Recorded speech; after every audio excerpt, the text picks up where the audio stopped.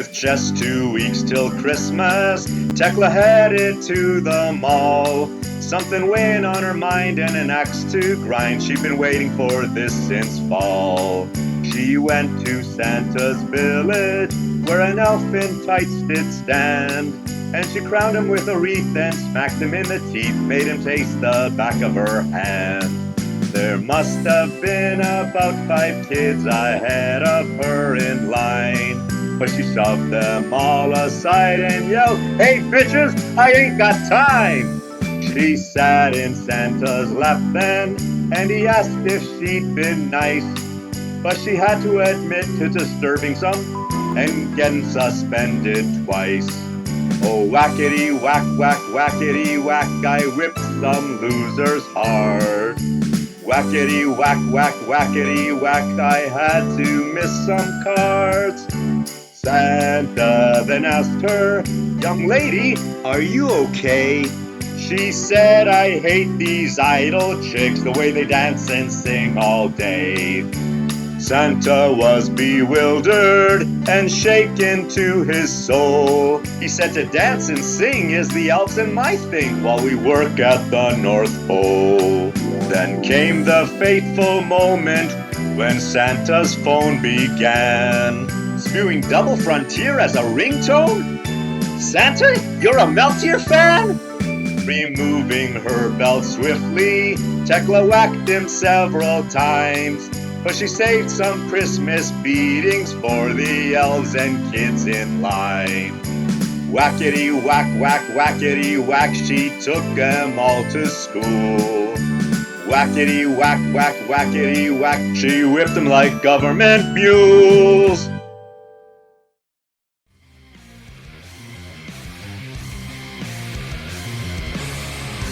Hello guys, and welcome to the Stardom Cast, your weekly audio source of all things world wondering Stardom.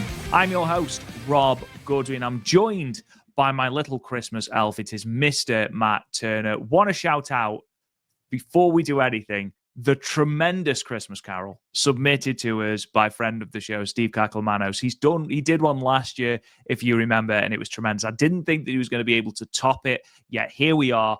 A Thekla-themed Christmas Carol. Genuinely, the bit about the suspensions had me creasing. I found that really, really funny. But from us to you, Steve. Bravo. 7 stars in the Tokyo Dome. Seven Absolutely. stars in the Tokyo Dome. Absolutely. My favorite part was the fact that Thekla has heat with Santa because Santa is a Meltier fan, which, duh. I mean, who didn't figure that out? Absolutely. It's something that you and Santa have in common, Matt, and that's not something I thought I'd say on this podcast.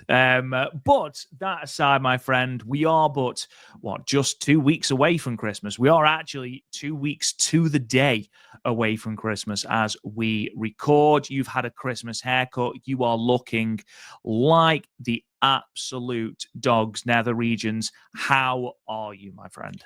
We're good. You mentioned as we're recording, it's 2 weeks from today from Christmas. And today, the 11th of December, as we record, it is my dad's birthday. So my dad does occasionally listen to this podcast. So happy birthday, Dad.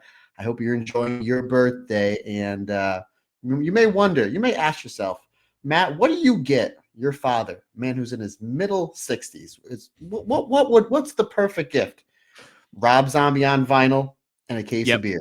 That's what I was going to say. It's going to be something metal. It'll be gig tickets or it'll be a vinyl. There you go. Rob Zombie. Which album? The first one, Hellbelly Deluxe. I think that's what I got him. I ordered it about a week ago. So if my dad is listening to this, that it comes out on a Friday, that he's getting his gift on Sunday. So Dad, you know what you got, but happy birthday. Absolutely. He'll be burning through those witches as he slams in the back of his Dragula. There's my Rob Zombie reference. He is the original Super Beast. Anywho, Rob, I'm good, man. Everything's great. Weekend was terrific. It's raining out here quite a bit, but hey, the rain cannot stop the Stardom Cast, my man. So I'm doing great. How are things over in your neck of the woods, good sir? Still reeling a bit from the shock that it's Ted Turner's birthday today, but there we are. No, obviously, happy birthday, Mr. Turner. I know his name's not Mr. Turner, but I have to call him that now. Big fan of your dad. Had a really good time with him at WrestleMania Night 2. Hope to see him again soon. How about real quick, because we're talking about my dad, real quick dad story. So obviously Rob did meet my dad and had a few drinks with him when we were tailgating in the parking lot at WrestleMania. So we're just about ready to go in, and my buddy Jeff has a bottle of, I think it was like Jim Beam Peach or something. Oh, it was incredible. He takes and there's 5 of us, so we're all passing along. So we're like, all right, we're gonna head in a minute to get to our seats. So Jeff takes a swig of it and he goes, "There's enough for one shot for everybody of the 5 people." So Jeff takes said bottle, gives it to my dad. It goes to my dad. Game over, folks. That's it. Nobody else saw it. Nobody else gets it. I was like, "Dad, what?" And he's like, "Oh," he's like, "I didn't think I was drinking that much." I was like, "Okay, all right." So yeah, that's my dad in a nutshell. He's the man. He's the best. But yeah, absolutely, and that set him up nicely for Drew McIntyre versus Seth. So yeah, he was buzzing them for the rest of the show. It was great. But yeah, apart from that, everything is good, my friend. We are now out of that horrendous storm that we had, pardon me, over the weekend. It's been brisk but nice. Obviously, just Christmas shopping, which I feel like I make more stressful than it needs to be, just to me being my usual chaotic self in leaving it till the very last minute, which, judging by the fact that you plan your life to within an inch of your life, as you've just been telling me off camera, I imagine that stresses you out. I'm amazed we do a podcast together, to be perfectly honest, because my timekeeping must give you such a headache all the time. Yeah, considering the fact that I told Rob, I said, "Okay, I'm home at this time. I'll be ready in 10, 15 minutes. He's like, "No problem." And 10 minutes later, he said, "Can we get this podcast done in 2.5 hours?" And then proceeded to be 15 minutes later than normal. So unfortunately, we got to try to get this podcast done in a little over 2 hours. So we're going to see if we're going to be, I'm like, "Yeah, no problem. 2.5 hours should be fine." And then 5 minutes, 10 minutes, 15 minutes. But that's just it's really, really funny. I never told Rob this. There's so many times I'm sitting here waiting for him to send the link, and I'm getting so agitated. And it takes a lot to get me agitated, but I'm a time fanatic. I'm getting so mad. And as soon as he pops up, he's like, "Hello, handsome." I'm like, "Hey, buddy, what's going on?" Like, yeah. And I'm like, "Oh, we're good. We'll figure it out." My girlfriend does label this my time positivity. I have no idea how long stuff takes. I seem to have no concept of, like, if I'm leaving for somewhere, I will leave 5 minutes before I need to be there and then wonder why I'm late. It's that sort of thing. I blame ADHD, but there we go. But yes, apart from that, my friend, I am good. Even better after watching the culmination of what was an absolutely tremendous Goddesses of Stardom Tag League. Obviously, we now have our winners. If you haven't already watched the final, because it was a pay-per-view, and you're listening to this episode, I would suggest pausing it, going to watch the final, and then coming back, because obviously there will be spoilers for those that haven't seen it. I believe the pay-per-view streaming stopped about 3 o'clock today, my time. So I think it probably will be on Stardom World on Thursday as we record, so the 12th of December. I think it tends to be the day after it stops streaming. But yes, a really, really, really fun couple of days. Lots of things set up for Dream Queendom, and I believe the right people have come out as the winners of the Tag League. But we've got all that to talk about. We've got a whole boatload of news as well. But before we get into all that, Mr. Turner, before we can even touch on Stardom, what's coming up on our Patreon this week? Patreon alternate commentary that already dropped in your feeds. Rob and I, we go outside the box and we do a little UWF, but not just UWF, Stardom and UWF, Shuri versus Konami, UWF rules match for not only the SWA championship, but for Shuri's right to challenge for the World of Stardom championship at Dream Queendom back from 2021. That was a really, really fun one. Obviously, Shuri and Konami we're going to be talking about a lot about Shuri versus Konami on this podcast. So it was really timely that we did that match. And I know me and you haven't seen that match in quite some time, and it was excellent. Maybe the best Stardom UWF rules match in the company's history. Easy, I thought it was terrific. And it was really cool to call something on a shoot style with you. And I thought that came out fairly well. So that's the alternate commentary that is on your feed already. On your feed next week, our alternate commentary will be Shuri. Julia challenging Shuri for the red belt, the World of Stardom Championship. And that match is the one from World Climax Night 1, not their complete, crazy, awesome, one of the best matches you've ever seen from Dream Queendom 2022. It's the one that took place 9 months earlier from World Climax Night 1. So that's the alternate commentary that should be on your feed. In about a week's time, it would be Shuri defending the World of Stardom Championship against Julia from March of 2022. And then we have a whole bunch of stuff in the pipeline for the fantastic Patreon listeners. Myself and Andy Header have 2 episodes coming up that should be in your feed in the next week or so. We have a Mayu versus Shuri rivalry review where myself and Andy take a look at all 4 singles matches between Shuri and Mayu. We rate them. Of course, Andy goes through all what his favorite hairstyle was, his favorite outfit, the whole 9. And then me and Andy, just last night, we recorded our tag team breakdown where we do the generational struggle match, the very first one. Shuri teaming with Julia, teaming with Tam, teaming up with Mayu to take on the team of Utami Hayashishita, Sai Kamatani, Suzu Suzuki, and Maika. And at the very end of said episode, I put Andy Header right on the spot. I said, 8 great robes, 8 great hairstyles, 8 great outfits. Pick them. And he did. He did obviously a fantastic job of that. And then matches with Matt. Match that I just watched yesterday, Azumi and Shuri from night 1 of the 2022 5-star Grand Prix. I have not seen this match in over a year, and this was fantastic.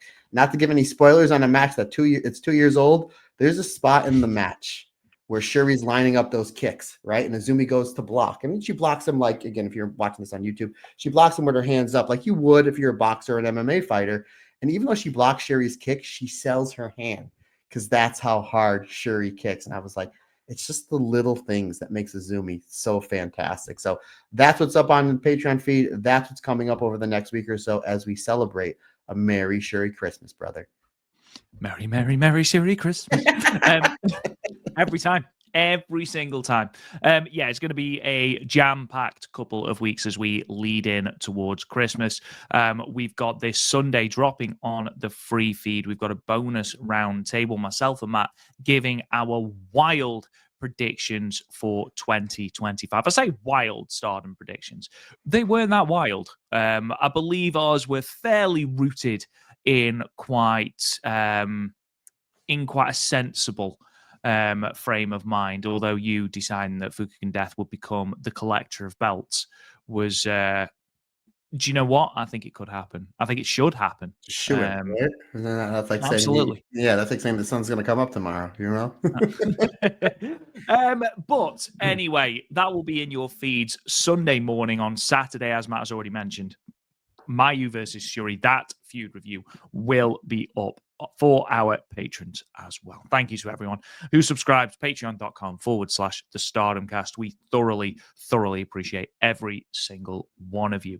That being said, let's delve into some news. And the first thing, the biggest thing coming out of the world of Stardom is that we officially have our first matches confirmed for Stardom Dream Queendom. Matt, as you know, I am a big believer in the fact that a match is not official until it's got a match graphic. Well, we have match graphics. Stardom did announce on December 9th, so Monday, that we have 5 matches announced now for that card. December 29th, Ryogoku Kokugikan, 3 championship matches, and then 2 blood feuds, which is great. All of this was set up, or the vast majority of this was set up through Tag League, and we'll be talking about the nitty-gritty to do with that when we review those shows. But of course, the main event has been confirmed. Tam Nakano defending the World of Stardom Championship against Saya Kamatani, the worst kept secret in all of Stardom. I'd say it was worst kept secret. It was on all the advertising. It just hadn't had a match graphic. Wonder of Stardom Championship match has also been confirmed. Natsupoi defending her belt against Starlight Kid. And if their exchanges are anything like their exchanges in that fantastic 2 out of 3 falls match on the Goddess of Stardom final night, I am a very, very excited boy. Goddess of Stardom Championships, Hate, Supreme, Momo Watanabe, and Thekla will defend their championships against the winners of the 2024 Goddess of Stardom Tag League, Hanan and Saya Ida. And then we've got 2 singles matches. Maika versus Natsuko Tora. Love the way this one was set up. We'll talk about that later on. Maika finally getting her hands on Natsuko Tora, the woman who took the red belt from her back in July in controversial circumstances, let's say. And then finally, the match that we've already talked about a little bit, the one that is on our current alternate commentary, Konami versus Saori. Now, Matt, obviously, we spoke a little bit on the alternate commentary about the way tickets are selling and doing extremely well. And that was obviously before we had the rest of the confirmed matches.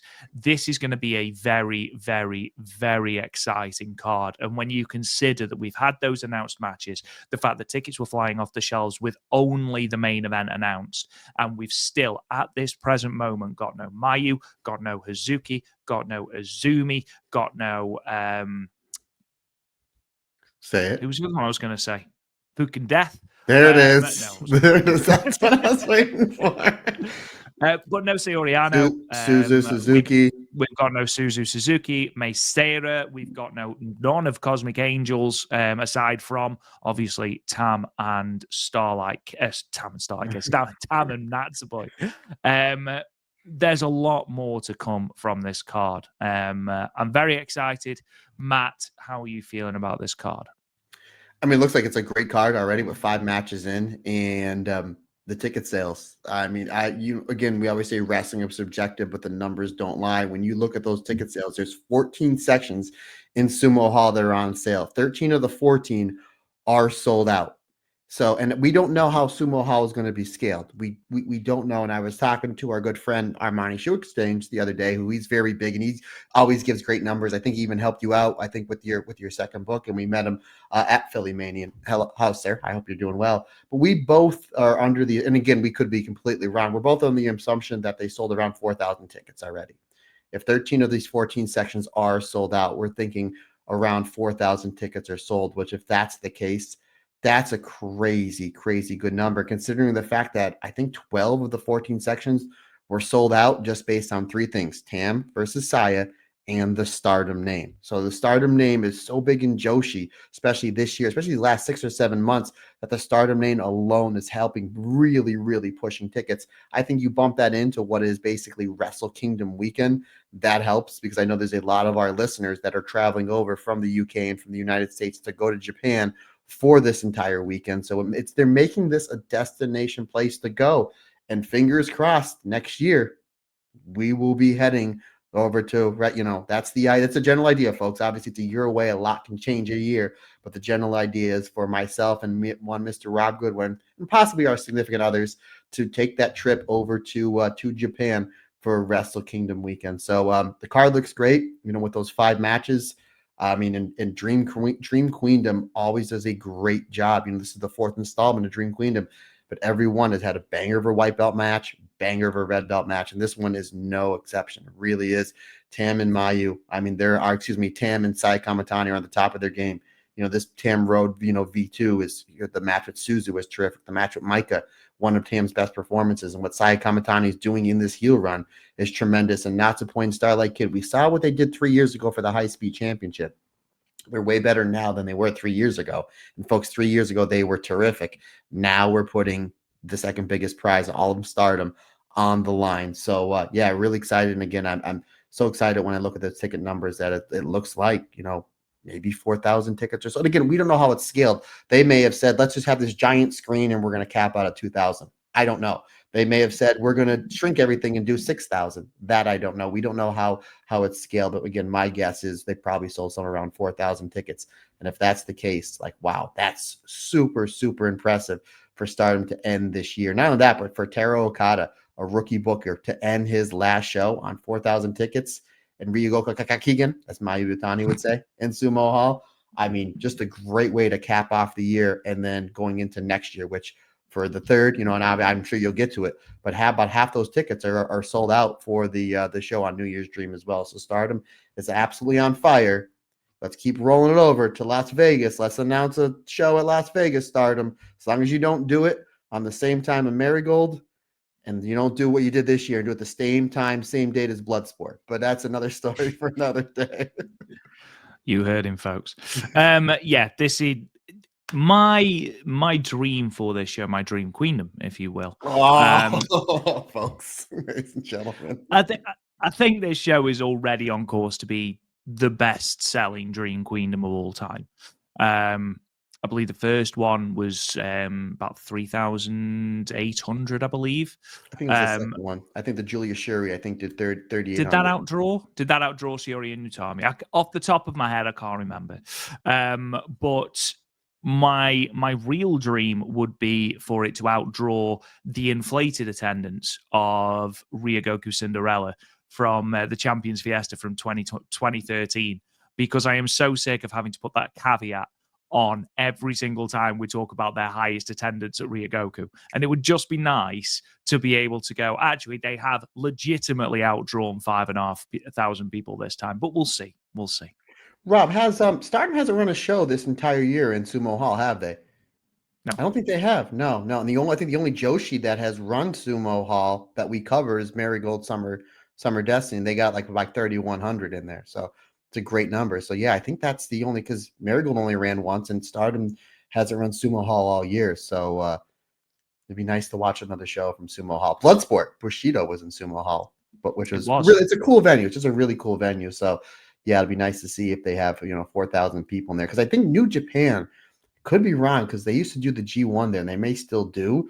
I could have sworn the one G1 they got like 7,000 people in there. Do I have that number right? Like back in like the Omega, Naito, Tanahashi days, I could have sworn. Off the top of my head, I've got no idea. I know that they changed to Nippon Budokan when it was Tanahashi and Ibushi in 2018, because Sumo Hall was undergoing some restoration work. But in terms of their actual top attendance in Sumo Hall, I couldn't tell you. Very hot, I believe, according to WH Park on the Cruel Summer and Long and Winding Road podcast. Apparently, an incredibly hot venue. So, if we do make it to Sumo Hall, we'll have to dress light, I believe. Well, it will be in December, so at least it'll be cold outside. You know what I mean? You would assume so. Moving on then to the show on the 3rd of January, which you have already alluded to, and that's going to be from Tokyo Garden Theatre. We already had a match announced for that card, which, as we know, is Cup High Mate versus Team 200 kg. Incredible matchup. However, perhaps one of the most unlikely Stardom returns has given us another match, and that was Unagi Sayaka, who was fired in very, very quiet circumstances back in 2022. Last appearance was at Dream Queendom 2022 for Mina's return match. And we haven't seen her in Stardom since. We know that she has been fired, but the circumstances around that firing have remained secret, and perhaps that's for the best. However, she did step foot in a Stardom ring on the 7th of December when she walked out of Nax City, Hamamatsu, and challenged her former Cosmic Angels leader, Tam Nakano, for a singles match on January 3rd. Matt did not expect to see this. I think we both assumed that Unagi was almost a shoo-in for the New Year Rumble for Marigold. But yeah, really good to see not only Unagi back in Stardom, but an Unagi who was clearly very, very happy to be there. Incredibly overwhelmed during her entrance, it was so wholesome to see. And then she came to the ring and she was all business. That angle was set up really well. It looks like we might be brewing a feud between Unagi and Hazuki, which, give me Hazuki versus anyone, but I think that could be really, really good. And what I personally need to remember is that Unagi is a completely different beast to the one that was fired in 2022. The work that she has been doing on the independent scene has been tremendous. She's one of the hottest freelancers in Japan. I can't wait to see her take on Tam in singles action. Now, I would like someone to clip that, because imagine me saying that back in 2021. Where Unagi's push really got under my skin. So getting to the point now where I'm like, I cannot wait for an Unagi Sayaka singles match. There we go. It shows how time can change people's minds, Mr. Turner. It's all about improving. I mean, we talk about Mm. look at my Sakurai. Who would have thought a year from now we would have been like, she's the top of Marigold and Marigold. And I can't wait to talk Marigold with you later this week because their two shows not only were great, but they were jam packed with the audience, which I love seeing. That I love that they're starting to sell tickets again, which is great.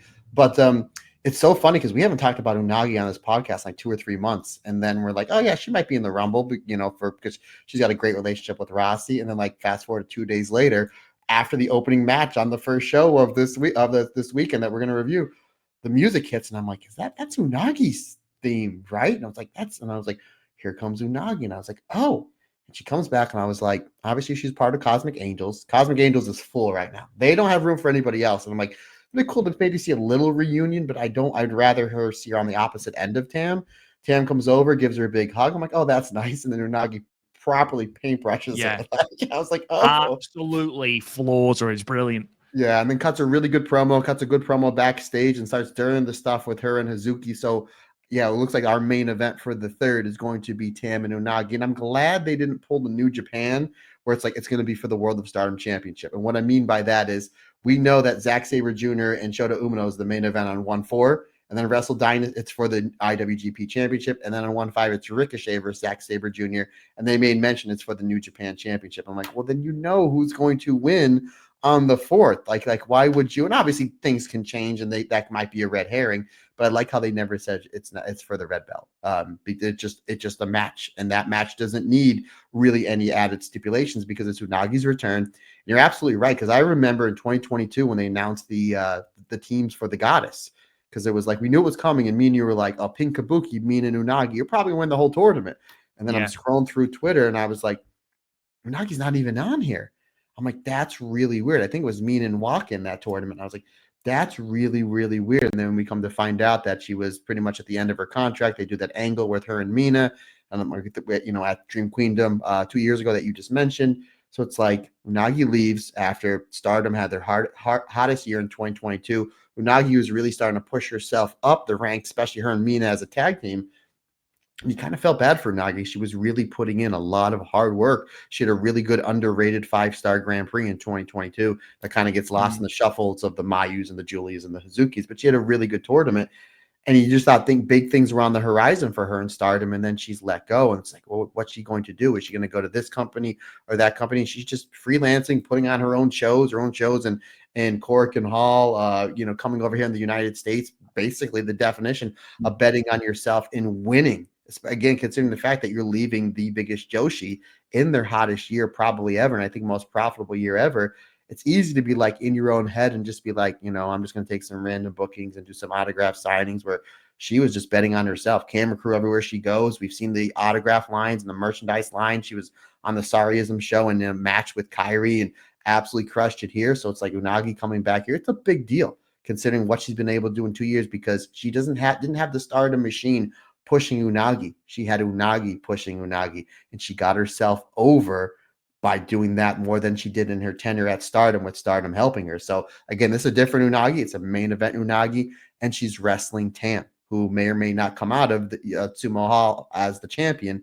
Regardless, that's a big, big matchup, and really a great way to start off this kind of second run. My guess is she's probably going to be doing freelance work.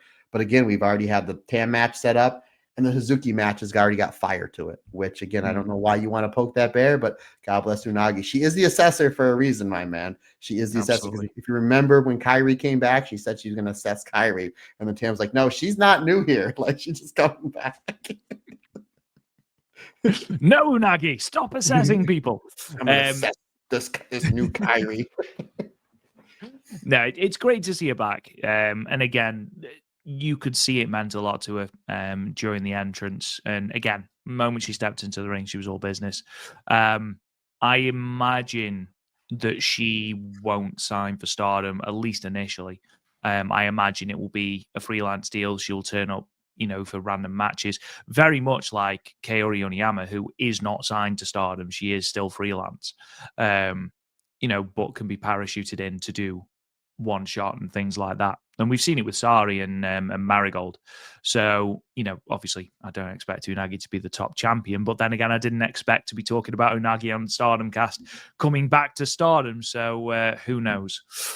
Now, obviously, the Tag League is over, as we've already assumed. We know that BMI 2000 did not win the tournament. In fact, they were floored at the quarterfinal stage by Cup High Mate. But they may still come out of 2024 with Tag League Gold during a seedling press conference to announce the matches for their final Korakuen Hall, their final show of 2024 year-end blast. Natsukatora and Ruaka emerged and officially challenged for the Beyond the Sea Tag Team Championships. They are currently held by Ayami Sasamura and Itsuki Aoki. This will be their first time in seedling. And this card also includes Sari versus Nagisa Nozaki for the Beyond the Sea Championship in the main event.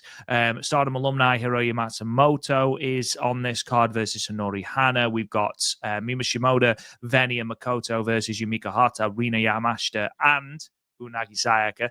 And then we've got an absolutely mental high-speed match that just all sorts of people in there. Ramkai Chow, Leon, and then a whole host of different mass wrestlers. But looks like a decent card. Very excited by that main event. Very excited for the Beyond the Sea Tag Team Championship match, even though I am not familiar with Sasamura or Itsuki Aoki, Matt. Yeah, again, it's just more Stardom branching out and going to the other Joshi promotions. And not only that, but they did a press conference. So it's not only like a match graphic or they do like a YouTube interview or a Twitter post. They showed up to do press for this show. So, I mean, it's good on them. It just basically goes to show that they're trying to push more of the seedling stuff, and Stardom is trying to help everybody out. Again, we've seen it with Sendai Girls. We've seen it with Oz Academy. We're seeing it quite a bit where they're letting the wrestlers go and earn an extra payday and work for other companies. And ultimately, it's going to just help Stardom out because it may take some of the seedling eyes and put it on Stardom. So I think it's a win-win for everybody. At this show looks like it's going to draw really big numbers. Obviously, you have Sari in there who, obviously coming off a big award this week, taking on Nagisa Nozaki. Rina Yamashi is there. Unagi's on there. So, yeah, another interesting card. And, I'm going to ask, partner. I know you're looking at the news there. Is there any info on how to watch this via streaming service or anything like that? No, I imagine that this will stream on pay-per-view. I imagine that there will be details emerging very, very soon. Now, speaking of Sari, she has won the 2024 Tokyo Sports Women's MVP Award, which, friend of the show, Sky Wrestling, notes she is the first non-Stardom talent to win that award since 2018, when it was won by Tsukasa Fujimoto of Ice Ribbon. Excellent year for Sari. You look at just the consistency of matches, the amazing stuff that she's done with the Sariism shows, the dream cards that she's effectively booked, the matches that she's had with Bozilla for the Marigold World Championship, her Dream Star run, which was one of the highlights of that tournament, the dream match we had with Mayu, the HANAKO tag match, as well as holding the top belt in seedling for 400 and something days as well. It's been a stellar run for Sari, and it's amazing for a freelancer to have this level of achievement and to have it recognized. Excellent work, excellent stuff from Sari, and very, very, very well deserved. I know people are going to want me to address it. I'm going to address it and then get it out of the way. Should have been Mayu.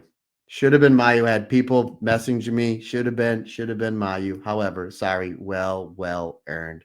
Well earned. Just a phenomenal year. And that's not a knock on Sari. It's just how great Mayu's year has been. It's one of the best years, like single years ever for any wrestler and any company. Just a great year from Sari, from the Sariism shows, from what her run in the Dreamstar Grand Prix, her run as the red belt champion over for Marigold, what she's been able to do, and even the few matches she's had at Stardom, she's had just an absolutely fantastic year.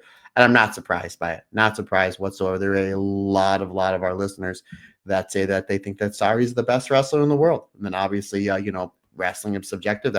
That's one that's not too hard from the truth, my friend. That's one I will take her over just Fukigen Death just a little bit, buddy. But that's another story for another day. I don't want you getting any heat with me. The holiday seasons are upon us. I don't want you mad at me for saying that.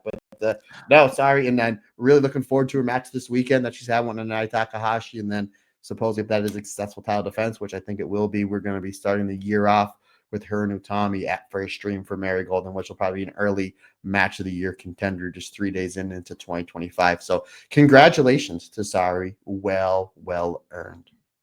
Yeah, absolutely. I think that Mayu has a completely viable claim to be the MVP this year. I mean, an unparalleled year, really. But, when you've got two wrestlers, and I said this before, I believe it was on the Marigold Standard, when you've got two wrestlers on such a level that Saori and Mayu are on at the moment, the winners are us, because we get to watch these two people wrestle every week. And, it doesn't matter if you're a Mayu fan, a Saori fan, or a fan of both of them. You get to watch these matches and go, good God, these two wrestlers are good. So, whoever you think should have won it, whoever you think, whether you think it's the right decision or the wrong decision, it doesn't matter. Both these wrestlers are generational talents. And as well, for Saori to come back from WWE, where she was criminally misused. Let's be She was a cartoon character. Yeah. Stripped of all viability. Came back and did her own thing. And, even more so than Unagi, has backed herself to such a point where she is one of the biggest stars in Japan. And that, for me, sort of tips her over the edge regarding Mayu. Mayu is one of the best wrestlers, if not the best wrestler in the world at the moment. However, she is in Stardom. She has got the safety net of Stardom, if you will. The fact that Saori has backed herself, the fact that Saori has been putting on these Saoriism shows, all of which sold out, by the way, this year. Every single one has been a sellout. Every single one has had these dream matches, and every single one has had a match that has blown people away. Must see. Absolutely. Stop the clock. To quote Ronnie Munn from the Howard Stern Show, whoa, stop the clock. That's for you, Andy Header. You need to watch this match. You're absolutely right. And real quick, buddy, I don't mean to cut you off. We got to throw some respect on Micah's name as well. She needs to be in that mix. Mayu, Saori, Micah. Micah's because because Mayu got the movie and it's Mayu and Saori's crushing it. Like Micah is like, as far as like female wrestler of the year, is like for some reason it's fallen under the radar. But there's a lot of people that say, Matt, I think that Micah is the best female wrestler for 2024. I'm like, I don't disagree. I think she's I think she's top 5, one of the best wrestlers in the world, whether it's AEW, whether it's New Japan, All Japan. But a lot of respect needs to go on Micah's name because what an absolute phenomenal year that she's had as well. Just want to point that out. A lot of love for the Empress. Yes. Absolutely. Again, I do feel sorry for other wrestlers at this point because Mayu and Saori are on a completely other level.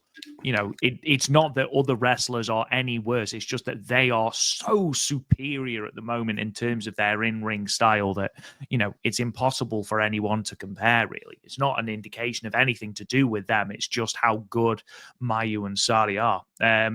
There is a little bit of controversy surrounding Mayu. I don't know if you've heard about this, Matt. It's not controversial. It was phrased as controversial on Twitter, and then someone very rationally explained it. So obviously it has been the Tokyo Sports Awards, which we've just talked about. The Fighting Spirit Award was won by Kaito Kiyomiya from Pro Wrestling Noah. Mayu Iwatani, I believe, was second. Now, the issue or the controversy was that Mayu won the first vote for that award. So she won it 8 votes to 7. However, because the votes need to be to 10, so you have to get 10 votes to win, and neither Mayu or Kaito had got to 10 votes, they did a revote, and Kaito Kiyomiya came out on top 10 votes to 9. However, the furore on social media was sort of framed around the fact that Mayu, it had been re-voted on. And then someone very rationally just put the rules underneath the comment. And it was just like, no, it's just the first person to 10. So there's no controversy. She just didn't win the second vote and Kaito got to 10. So came second in terms of the Fighting Spirit Award. However, she will receive an award, Matt. She will receive an award. Again, Scotty Wrestling. Mayu Iwatani, Bull Nakano, and Dump Matsumoto are all going to receive Tokyo Sports Topic Awards. So Dump Matsumoto is going to win one for the Queen of Villains Netflix series. Bull Nakano for being inducted into the WWE Hall of Fame.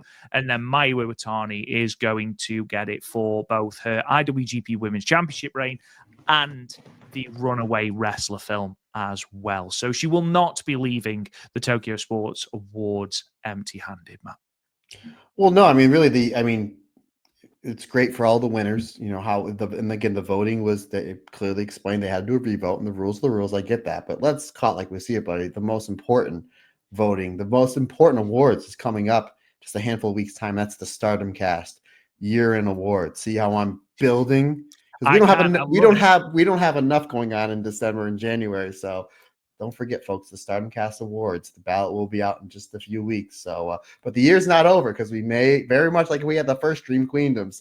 There's always a match of the year contender on that show, so we will hold off until we're popping the champagne on New Year's Day, which Rob does 5 hours earlier than me, by the way. I do, yes. We've learnt that Dream Queendom often pops up a lot of the match of the year contenders and wins a lot of awards, whether it be through recency bias or because they're just downright good matches, especially for Saori and Julia, which won match of the year in 2022. But they will come out either late on December 29th or they will come out on December 30th. Either way, keep your eyes peeled on social media for when they come out. We'd love to have you and have your votes because, again, it's been a tremendous year. Just sort of changing tack just a little bit, I want to talk a little bit about Marigold. Unfortunately, Marigold's Kazuna Tanaka will miss the 13th of December Shinjuku Face show with a back injury. I don't think this comes as a surprise to anyone because Kazuna Tanaka has been wrestling at least the last 3 shows in quite a bulky back brace, which is a little bit concerning for a 20-year-old. But she has been taken off that show in order to rest the back injury. There's no timeline for her return. I know that she hasn't had a match announced for First Dream yet.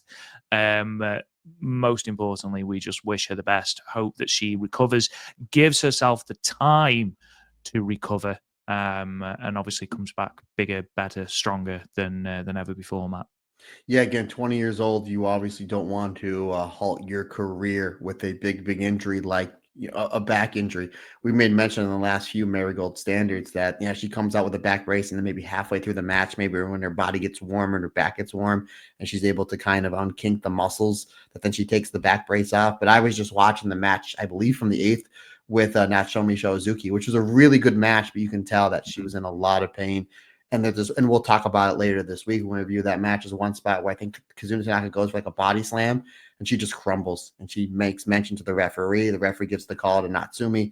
Natsumi goes to the top rope, hits the diving knee bomb, and she's ever so gentle on that. And then basically Kazuna has to be carried to the back by some of the seconds. So yeah, she was, God bless her. Again, she's only been wrestling, a year or so, give or take. And the fact that she's able to gut through those last 4 or 5 matches in the pain that she's in. But eventually it's a little bit too much. But it's smart for Rossi and smart for Marigold to take her off the road, let her heal up, and when it's time for her to come back, she'll come back. Hopefully it's by First Dream because obviously that's going to be a big show. But at the same time, we don't want to see her rushing her back. And then she gets back and injured. You see it all the time in sports. You see it. I'm a 49er fan, folks, and I don't think there's been any team that's been more injured in the history of sports than what's going on with the San Francisco 49ers. They're on their 4th running back and one game they're on their 5th or 6th wide receiver because sometimes they just rush people back from and they're not 100%. So it's we don't want to see that with Kazuna Tanaka. Especially somebody at that young age who's got such a bright future ahead of her in the world of pro wrestling, especially for Marigold. So yes, we wish her nothing but the best and hopefully to see her back in the ring sometime soon but fully healed. Yeah, and that's a big thing. Obviously, we've seen the return of Fukigen Death, the lauded return of Fukigen Death, but it is worth pointing out Fukigen Death tore an ACL and is back 4 months later. And I know we joked about it last week about how it's John Cena levels of recovery time, but it does sort of open that debate again. You know, the debate that we've had multiple times on this podcast about, whose responsibility is it to say, no, you're not coming back, you're not fit. And this is why I brought up that Kaori Oniyama is a freelancer, because whereas say Amisori, for example, Amisori is under contract with Stardom. So while she is rehabbing those two injuries, the meniscus tear and the ACL tear, she will be getting paid. She hasn't got to worry about money. The problem is, if you are a freelancer like Kaori Oniyama is, you don't have that money coming in. Now, again, I'm not saying at all that this is what's happened. This is an interesting debate. Do you think that plays into some, especially with wrestlers, where a lot of wrestlers are not tied to contracts? Independent wrestlers don't necessarily have a contract to fall back on. They don't get statutory sick pay if they are out for a period of time. I'm just using Kaori Oniyama as an example. Do you think, or how much do you think that impacts on a wrestler's decision making, especially when it is your primary source of income? You hear those stories of wrestlers in the 50s, 60s, 70s, 80s, even up to the 90s, until the guaranteed contracts came something that these wrestlers were injured or hurt and they couldn't take themselves off the road because you're paid on per appearance. If you don't wrestle, you don't get paid. So that's I didn't think about that, but yeah, it is a possibility. It is a possibility, but at the same time, it's like, if you can't walk, how are you going to go to the ring and put on a good match? Not only that, but like, you're going to injure yourself. You're going to put yourself in more pain. The match isn't going to be any good, which is going to be like the least of your worries. And then again, if you have a bad back and Kazuna Tanaka is trying to body slam or suplex somebody, it's a good chance not only is she going to aggravate her injury, but there's a possibility hurt someone else. hurt somebody else, and nobody wins in that scenario. Nobody wins in that scenario. So that's something that management has to look at. The doctors have to look at. And Kazuna Tanaka, or the said wrestler, needs to be a decision between all parties, because a lot of these wrestlers, when you get into wrestling, you're going to get banged up. You don't go in there, again, it's not ballet, folks. Again, look at this nose. This nose has been busted open, concussed so many times. It's part of the gig. It's going to happen. So, but at the same time, the last thing you want to do is further the injury and hurt somebody else. So that's got to be a decision between the wrestler, the doctor, and the person that's basically running the show, which in this case for Marigold is Rossi. But I think it was a smart decision to take her off before that back got even any worse. Yeah, because it is quite alarming to see a 20-year-old in a back brace like that. So, especially this early in her career. So fingers crossed. The most important thing is that Kazuna Tanaka is healthy. Joined healthy and Kazuna Tanaka together there. We hope that she is healthy. We hope that she gives herself the time to recover, and we hope that she is fit, healthy, and ready to go when she does come back, because she is a delight to watch, and she has lots and lots of good things in store in Marigold, I have no doubt. Another person who has a lot of good things on the horizon is Saori Yamaoka, who officially has chosen her first opponent for a debut match at Marigold First Stream on January 3rd. They held a public exhibition practice session, if you want, with Saori Yamaoka, who basically spent the entire time hurling Victoria Yuzuki around the ring. You can see from these very small exchanges, and again, what we see in the ring at First Stream is completely different to what we see in a public practice session. However, there is a lot to be excited about with this youngster. 18 years old, an incredible amount of amateur wrestling acumen, and just looked the part during this. However, the most important thing was that she called out Mirai to be her first opponent. That has now been confirmed. It has a match graphic, therefore it is official. Mirai versus Saori Yamaoka in her debut match. Matt, very, very, very excited to see what the Super Rookie can do, because she is being billed as such. And from what we saw from the cameras, I can see why people are excited. It's kind of a shame that her first match is going to be her last match because she called out Mirai. No, I'm only kidding, folks.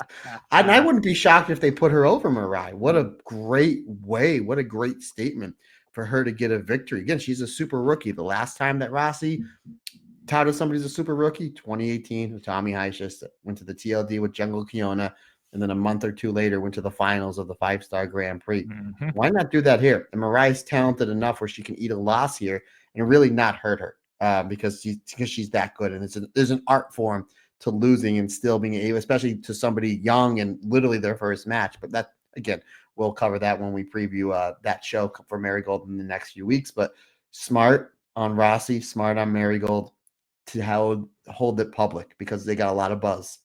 Buzz creates interest. Interest creates ticket sales. So that was really, really smart. And kudos to Victoria Yuzuki for being the sacrificial lamb, because it wasn't like, yeah, you're just going to run circles around her and make her look bad. Like, no. This public workout was there for a reason, for her to take these big bumps. And Yuzuki has a championship match coming up on the same show. So again, I think it was really cool, basically showing this youngster what she can be able to do. Again, this was really, really smart stuff from Rossi and Marigold, putting this workout out public, because there's a lot of buzz into the show regardless. And this is one of the things that's going to be on. There's going to be a lot of eyes on this show because of the championship matches, because we're probably getting Saori versus Utami for the Marigold World Championship. And then this match is going to be one that's going to be on the underneath that people are going to remember for a long time, because this is going to be the debut of somebody that I think we're going to see at the top of the cards in Marigold in no time flat. So yeah, super excited as Marigold continues to flush out their roster, especially with these rookies that are really, really impressing me.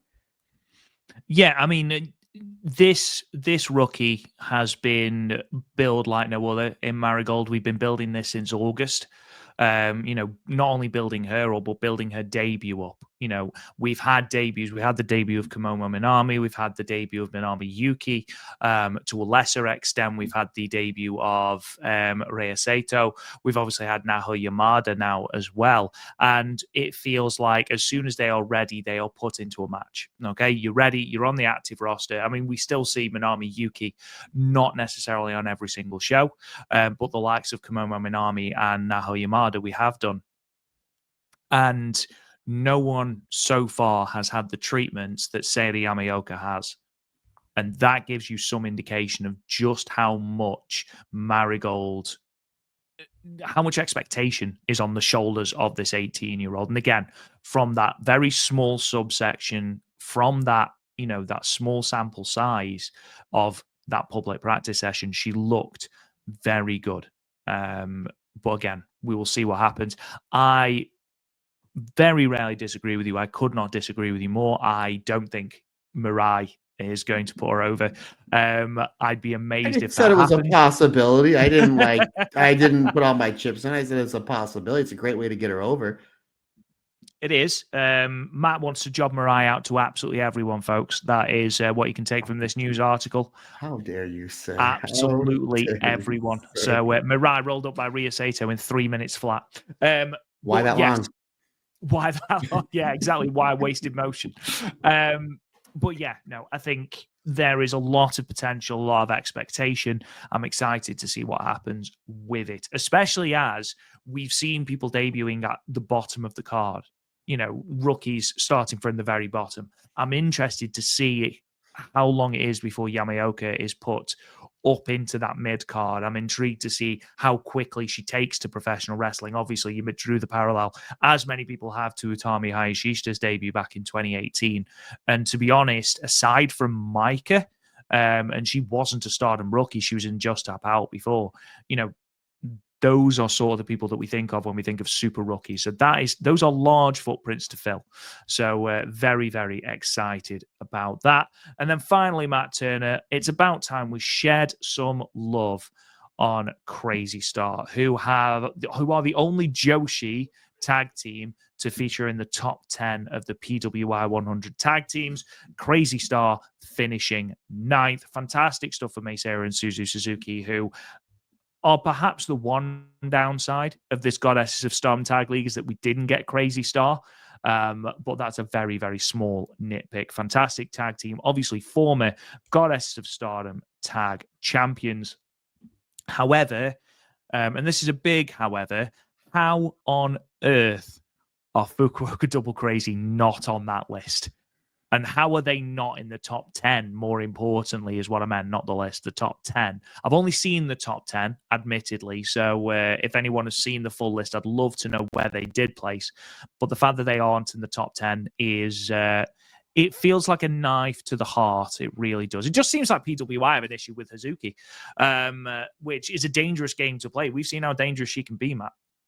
Yeah, maybe PWI and Unagi are in cahoots because they're both trying to poke the Hazuki. The phrase is poke the bear that hangs out with Hazuki. So but yeah, again, obviously this was good. Crazy Star had a great year. Last year they made it to the finals of the Goddess of Stardom tournament. Had a terrific match where they won the Goddess titles against Aphrodite. Had a terrific match with O2 Line. And then one of the best tag matches in Stardom history.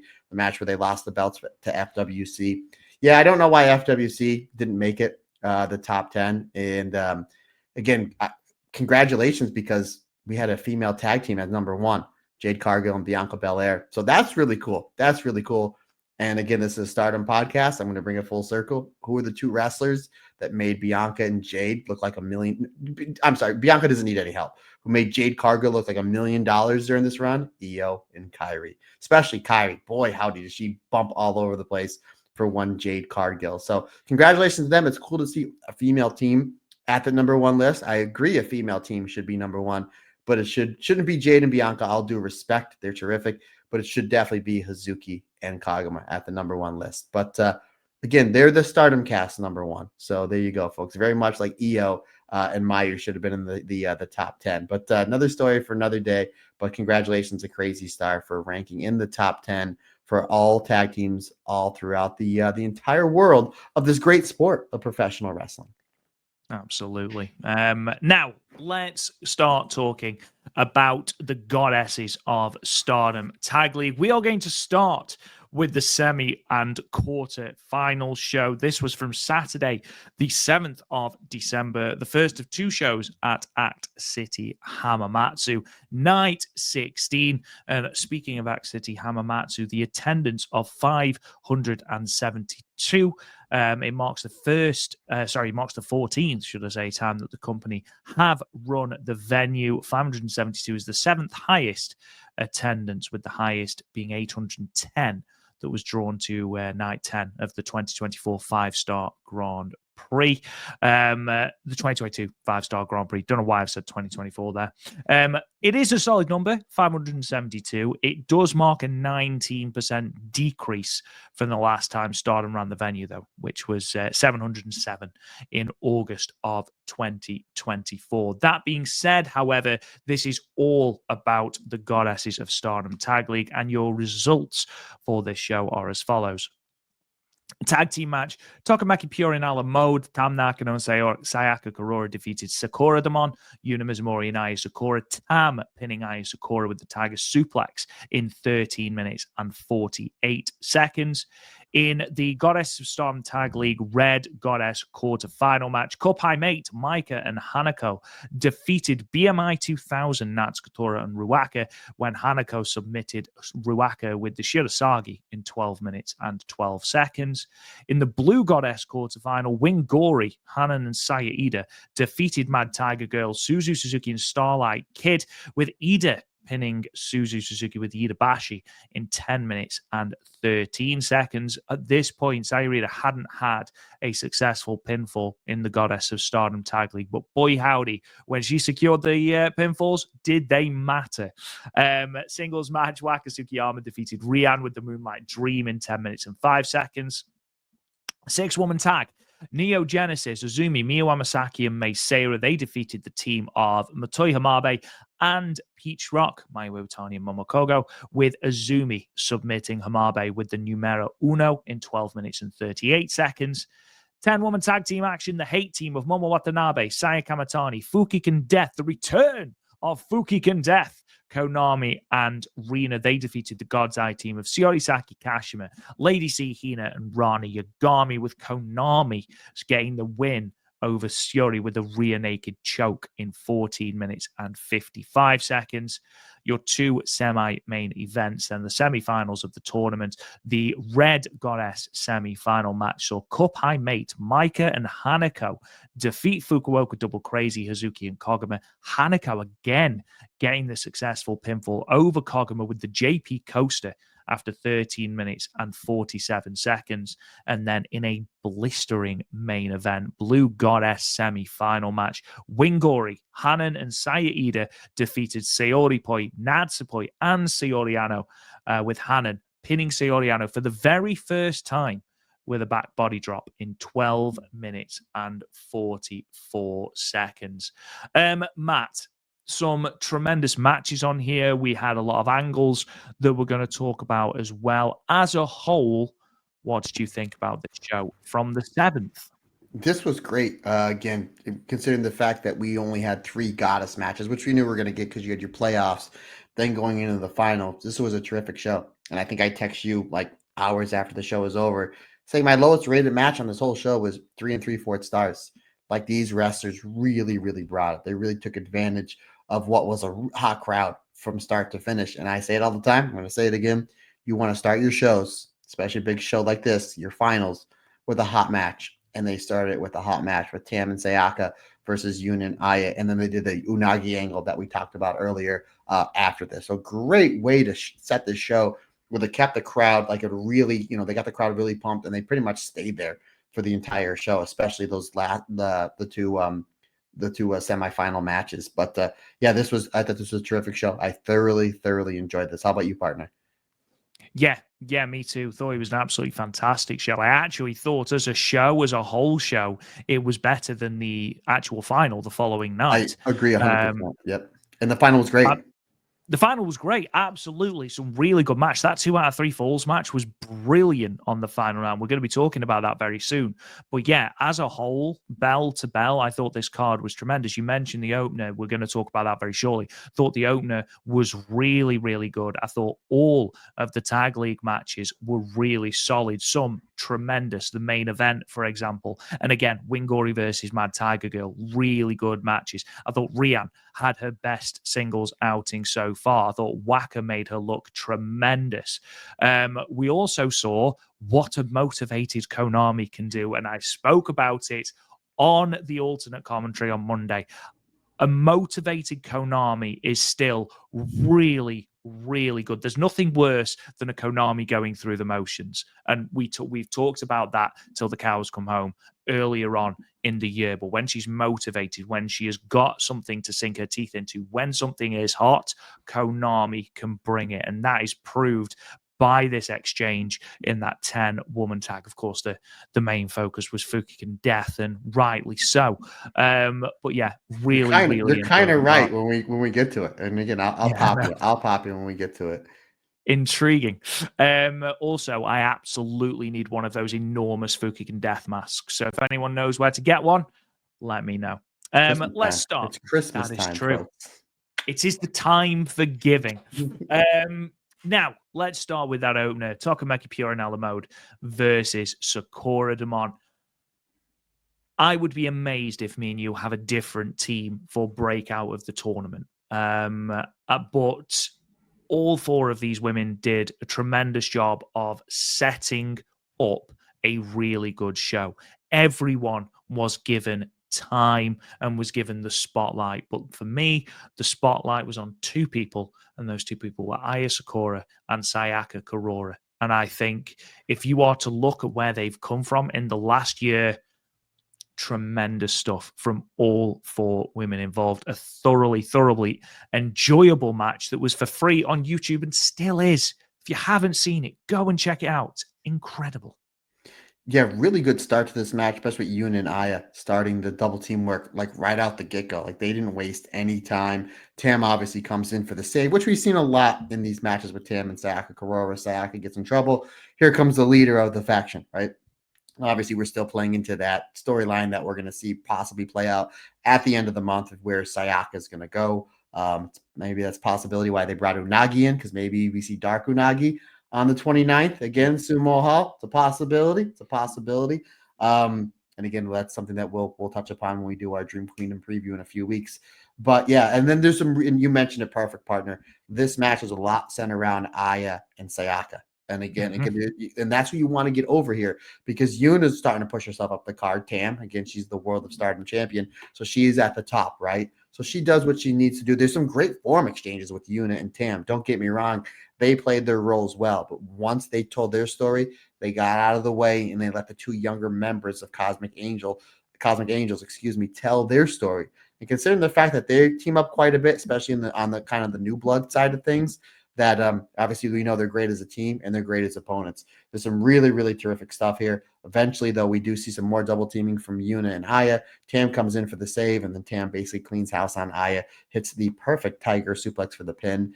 A perfect opener to start this fantastic show. 4 stars for me, my friend. Yeah, I agree. 4 stars. Thoroughly enjoyable match, highlighting the right people. And you know what? I know that we're going to talk a lot about Sayaka Kurora and Aya Sakura moving forward, and obviously Tam because of a feud with Sayaka Amatani moving into Dream Queendom. But Yuna Mizumori had a really good weekend. Had a really good match here. Was pivotal to that 2 out of 3 falls match, which I spoke about before. I truly do think she is tremendous. And again, flogging a dead horse, I can't believe she's the same person that came out that first New Blood and just like demented pineapple. It was like, what is going on? The transformation in ring is unreal, and she deserves all the credit for the plaudits that she's getting. Put the work in, folks. When we mentioned with Absolutely. Unagi, put the work in. Anything you want, you put your work in. Don't take no for an answer, and you got your heart into it. You too can be forming Tam as hard as humanly possible. Absolutely. You too can be following on the Tam Road. Corpai Mate and BMI 2000. I'm a big fan, and I want to get your opinion on HANAKO very shortly, because there was some discourse about HANAKO on social media. I don't know if you saw it, and I'm intrigued to get your thoughts on it. But the tag league this year, rather than your predictable people getting the pinfalls. So ordinarily in this team called Pi Mate, you would assume that it's going to be Micah achieving all the pinfalls and HANAKO taking the pinfalls. However, at the end of this tournament, HANAKO has the most successful pinfalls out of the entire tournament with 5. Wow. Pinfalls and submissions, I'm assuming. Yeah, pinfalls and submissions, yeah. So basically, she is the reason the Corpai Mate have been victorious as often as they have. She has eaten a lot of pinfalls, absolutely. You want to keep Micah strong, I understand that. But to put the focus on HANAKO and the way they've also done that. BMI 2000, to a lesser extent, did that with Ruaka. Tokamaki Pure and Alamo did it with Sayaka Kurora. I think she got more pinfalls than Tam. She did. She got more pinfalls than Tam. So that is something that I am a big fan of in this tournament. We are using it to elevate the partners that we would ordinarily go, right, well, they're the pin eater in that. And yes, Sayaka Kurora ate the most pinfalls in the tournament with 4. Yes, absolutely. I get that. And there's other people that did as well. However, to give her the spotlight that she had, to give HANAKO that spotlight with Micah in a team that, let's be honest, we didn't think we were going to get at the start of the tag league. And there's a chance that she's only in that position because of the injury to Xena. I think she's taken it with both hands and done a very good job. Now, the question I wanted to ask you is, yes, she has started to put it together in ring. What do you think about the criticism of HANAKO's aura? So what I mean by that is, she can do the moves, absolutely, but there has been not necessarily criticism, just comments that she can come across quite wooden and quite emotionless. And I think that has been exacerbated by the fact that you've got someone who is as charismatic as Micah in a tag team standing next to you. Now, I think HANAKO's improved massively. And I think that she is simply playing the stoic muscle to Micah's, to Micah. But I was interested to get your take on it before we talk about this match. I didn't hear anything like that, but you have a good point where it's like maybe she's just trying to be the muscle to maybe because Mike is so charismatic. Who else is in the group? Xena, very charismatic. Who's also in the group? Also in the group, Mina Shirakawa, who tonight, as we're recording, is challenging Mariah May for the AEW World Championship. So I can't wait to watch that. So I can see that. I think she's fantastic. I enjoy watching her wrestle. I don't really see that the whole character thing. That takes time, folks. That's something that takes time. Some people get it quicker than others. Obviously, the moves, the psychology, the timing, the big match experience she's able to get already. That's something I don't necessarily agree with people that are saying that, well, she comes across wouldn't. I don't see that at all. I think she comes across is really energetic towards the fans. And now the fact that we're putting her with this whole Sapporo beer thing, and the fact that at the end of this show, because they won 2 matches, that they slammed 4 beers together, I thought was really, really cool and adding towards her character. Yeah, they're a little stone cold there. I think it's adding to her character. So no, I didn't see any of that, and I respectfully disagree. And she's going to be getting more reps in these big time matches as well. That she's just going to constantly get better in every aspect of pro wrestling. What do you think about the match? The match is really good. I realized that as we were getting towards the end of this match, I was like, "Ooh, they're definitely setting up to a Tora and Micah match." They're clearly, because that's the way they're going. And then obviously we see what happens with Tora squashing Rianne the next night, where she's staring at Micah, who's in the finals. Like, what's Micah even doing out there? Shouldn't she be preparing for the finals?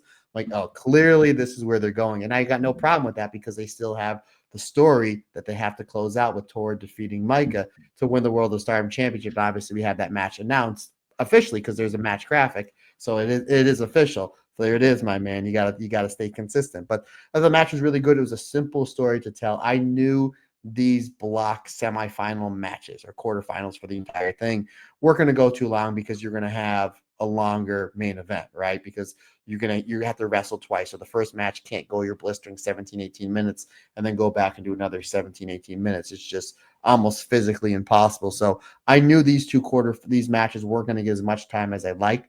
Regardless, this match told their story. Eventually they get the early advantage. We go chair bowling. We do a lot of focusing on Natsuko Tora and Micah. A big forearm exchange between the two. And again, as much as I didn't like the outcome of their championship match, my opinion, it was Tora's best match.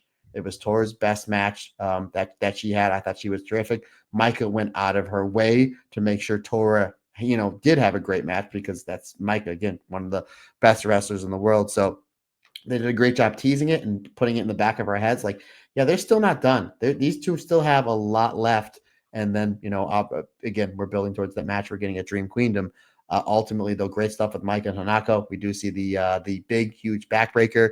I thought Ruaka was terrific here as well. Again, Ruaka is really another one that's really, really improving her game over the last 7-8 months. Especially ever since the new coat of paint from Oedo Tai over to Hate, she's being a little bit more aggressive in the best ways possible. Her and Natsuko Tora, they're fantastic together as a team. Really good match that had a great ending. I had this one at 3 3/4 stars. Yeah, 3.5 from me. It was a vehicle for Micah and Natsuko Tora to have their singles match. I don't think anyone expected BMI 2000 to be the ones to take this, but nevertheless, it did what it needed to do, and obviously it put Koppai Mate into the semi-finals. The other quarter-final match, Winggori and Mad Tiger Girl, a 10-minute sprint, and thoroughly enjoyable. However, again, Sayurita had gone the entire block stage without securing a pinfall. And yet here, 2 pinfalls she is going to get over the course of these 2 nights. And I would argue, crucially, that they are the 2 most pivotal pinfalls she has made, in her 5-year career so far. Yeah, great match. Again, I would have liked to have seen this match have a little bit more time. And obviously they did, in the match that they had earlier, their block match. But at the same time, you understand, you're absolutely right, a sprint, right? Because you're going to go back to, again, we'll talk about that fantastic match that they had with SaoriPoi just in a moment. But this was really great stuff. You see Suzu and Starlight Kid, they get the early advantage. What they do, the double drive-by, the double moonsault. They're really, really starting to run hot on Winggori. And it's a lot of it just Saita's comeback, where she just Like I'm this close. I've never been this close before. I'm this close to finally getting a big win in my career. She just muscles through everything. And there's just great exchange, especially towards the end with her and Suzu Suzuki, which you don't know where it's going to go, like blocking the lariat, blocking the Itabashi, like some really great stuff. And they do a good job building up the Itabashi where she tries to go for it. Suzu stops it. She hits the tequila shot. Then they immediately go back to it. Like Hanan comes and takes Starlight Kid out. Hanan and Starlight Kid. I think that's going to be a money feud in the next 2 or 3 years for the Wonder of Stardom Championship. Those two, as young as they are, great chemistry. And the fact that two of them have been so close to getting the Wonder of Stardom Championship before, I think it's a year or two away from them having a big money feud for that belt. We saw teases of it here. Hanan does a great job taking Starlight Kid out for enough time for Saida to sneak one past the winner of the 2022 5-star Grand Prix, pinning Suzu Suzuki with the Itabashi. 4.25 stars for me, my friend. This was fantastic. And the fact they were able to tell their story in about 10 minutes time just goes to show the brilliance of not only the tag team work, but the singles work of all 4 of these wrestlers. This was terrific. Absolutely. Agree. 4 stars.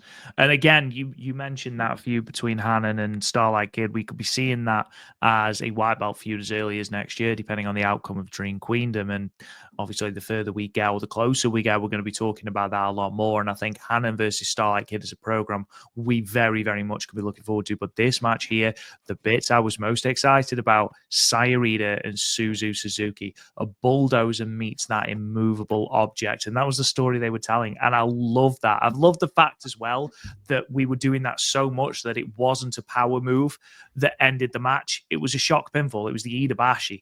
And I really like that. It was almost like, right, well, we can't out-muscle each other. We can't bust through each other. Therefore, we've got to try and sneak one around each other. And it was made better by the fact that they both have a snap pinfall. You've got Suzu, who's got the Grand Maestro de Tequila, and you've got Saorida with the Itabashi. And I think that was a really nice story. So obviously, Hanan and Saorida are going to catch the eye, especially Starlight Kid because of the way she wrestles. But I think Suzu Suzuki and Saorida here were the two that captivated me most because I think they gel really well. And I said this actually during their block match as well, that they did the same. So very good match. 4 stars from me. Matt, Waka and Rian. Rian's best singles match. And who'd have thought that her best singles match would come against A, her own Goddess of Stardom Tag League partner, B, someone who favors the more bottom-based offense, and C, in the middle of a random tag card. But genuinely, this was a thoroughly entertaining match. Built really well. We thought, it was a back and forth and a really well constructed back and forth. Fair play to Rian. And again, we got serious Waka Tsukiyama, who again displayed that she can actually wrestle. It's not all about bums, Matt.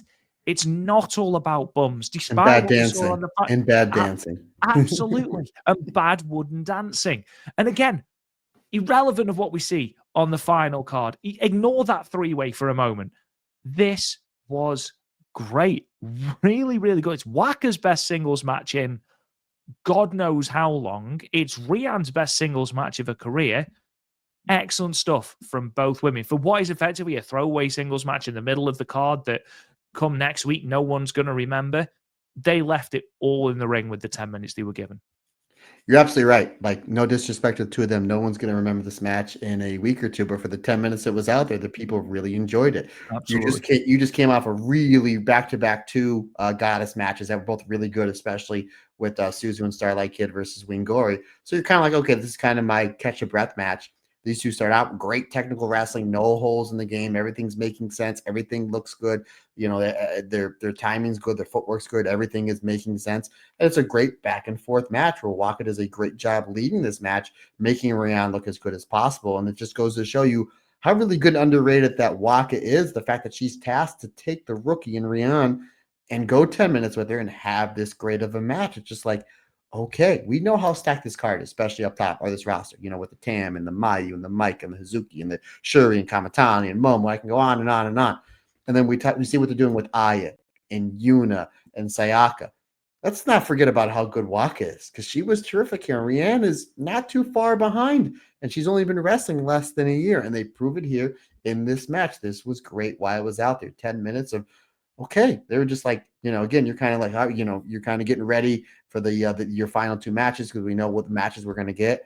And I'm kind of sitting there doing my notes. I'm like, damn, this is a really, really good match. It was just like the heck with it. We're going to go out there and we're going to crush it. Every single match on this card was great, as I just mentioned before, and this was no exception to the rule. This was really, really good. I had it 3 3/4 stars. Loved it. I thought it was terrific. Great back and forth match. Waka getting the win here. It just goes to show you how low this roster is. Young, talented, hungry, ready to go out there and steal the show at any moment's notice, which ultimately just makes for a better roster because everybody's out there going to steal the show. Waka Rianne did a great job here. Great job. Again, 3 3/4 stars for me. I'm so excited to see the future for Waka and Rianne. Absolutely well played, both women. 6-woman tag match, Neo Genesis versus Motoi Hamabe and Peach Rock. Obviously, this is a vehicle for Azumi and Mayu, and that was where a lot of our focus was. But I want to talk about Motoi Hamabe, who I thought had some really, really good exchanges with Azumi. And then, spoiler for one of your predictions later on in the week, we saw Mei Seira versus Momo Kogo. Again, could be a little thing in the future. We might be seeing that in the future in the high-speed division. I certainly wouldn't be opposed. But Motoi Hamabe, how do you think she is doing in the ring? Because if you are able to keep up with Azumi at this young stage of your career, I think you're going to be all right in this old wrestling business. I think it was a week or two ago. She had a 3-way with Natsupoi and Azumi, and I was like, she was thrown to the wolves a I little was bit. Like, who booked that? And they took care of her, and she does a great job with Azumi. Now, again, me kind of pulling back the curtain a little bit here. It looked like Motoi got a little bit blown up towards the end because it looked like she was stumbling. Again, she's only been wrestling a handful of matches. She was stumbling. Azumi saw it. Azumi being the 12-year vet that she is and only 22 years old or whatever, took notice of that and was like, okay. And you can see that, like, again, she was stumbling. She wasn't running the ropes right. And again, it looked like that she just might have just got gassed out or adrenaline dump. And it happened, especially you're in a match with Mayu, Azumi. I mean, look at all the stars in this match. And that happens. And she's tasked to have that ending stretch with Azumi. Not easiest thing in the world, but you can see she was getting a little tired. Azumi, she basically called the spot or called an audible. It was basically like, hey, just follow me, kid. Let me take care of it. Azumi basically carries it towards the end. And you can see that Motoi takes a big, deep breath and then is able to, whatever is left in the gas tank, pedal to the metal and have this really, really good finish for with Azumi. So again, all the credit in the world for Azumi to be able to take her to the finish, and for Motoi really be able to suck it up and just be like, okay, let me just put the pedal to the metal, whatever I got left in the gas tank, let me go to the reserves and finish this match. So she really, really showed a lot of guts, considering the fact that she's only been wrestling a handful of matches. So yeah, I think she's going to be fine. She's going to be just another one of these rookies in Stardom, like a Rana, like a Hanako, like a Rianne. We just mentioned her, that in 7-8 months, we're going to see huge, huge improvements. And when you're wrestling the Azumis, when you're having the Mayus on the shows, the Shuris, the Momos, to guide you to go you where you need to go, you're only going to get better. But yeah, I thought she was terrific. I'm a huge fan of her. I think she's somebody that has early charisma, in her career. You just see in the entrances and certain things that she does. She has that charisma factor. She has timing. She footwork is great. Terrific stuff from her. I thought she was great. And you mentioned a minute ago, Momo and Mei Seira, they started out with some high-speed stuff. And I was like, maybe that's where we go in 2025. Maybe we see some teases with Rina, possibly maybe challenging Mei Seira for the high-speed championship, Momo Kogo as well, because that high-speed division partner, as you know, not the easiest thing in the world to do. You really, really have to be a special talent to have these great high-speed matches. And I wouldn't say no to seeing Rina and Momo Kogo in the high-speed division in 2025. Again, this is another really, really terrific match. As you mentioned, the main thing is just the vehicle to keep pushing Azumi versus Mayu Iwatani, which they did. 3 3/4 stars for me, my friend.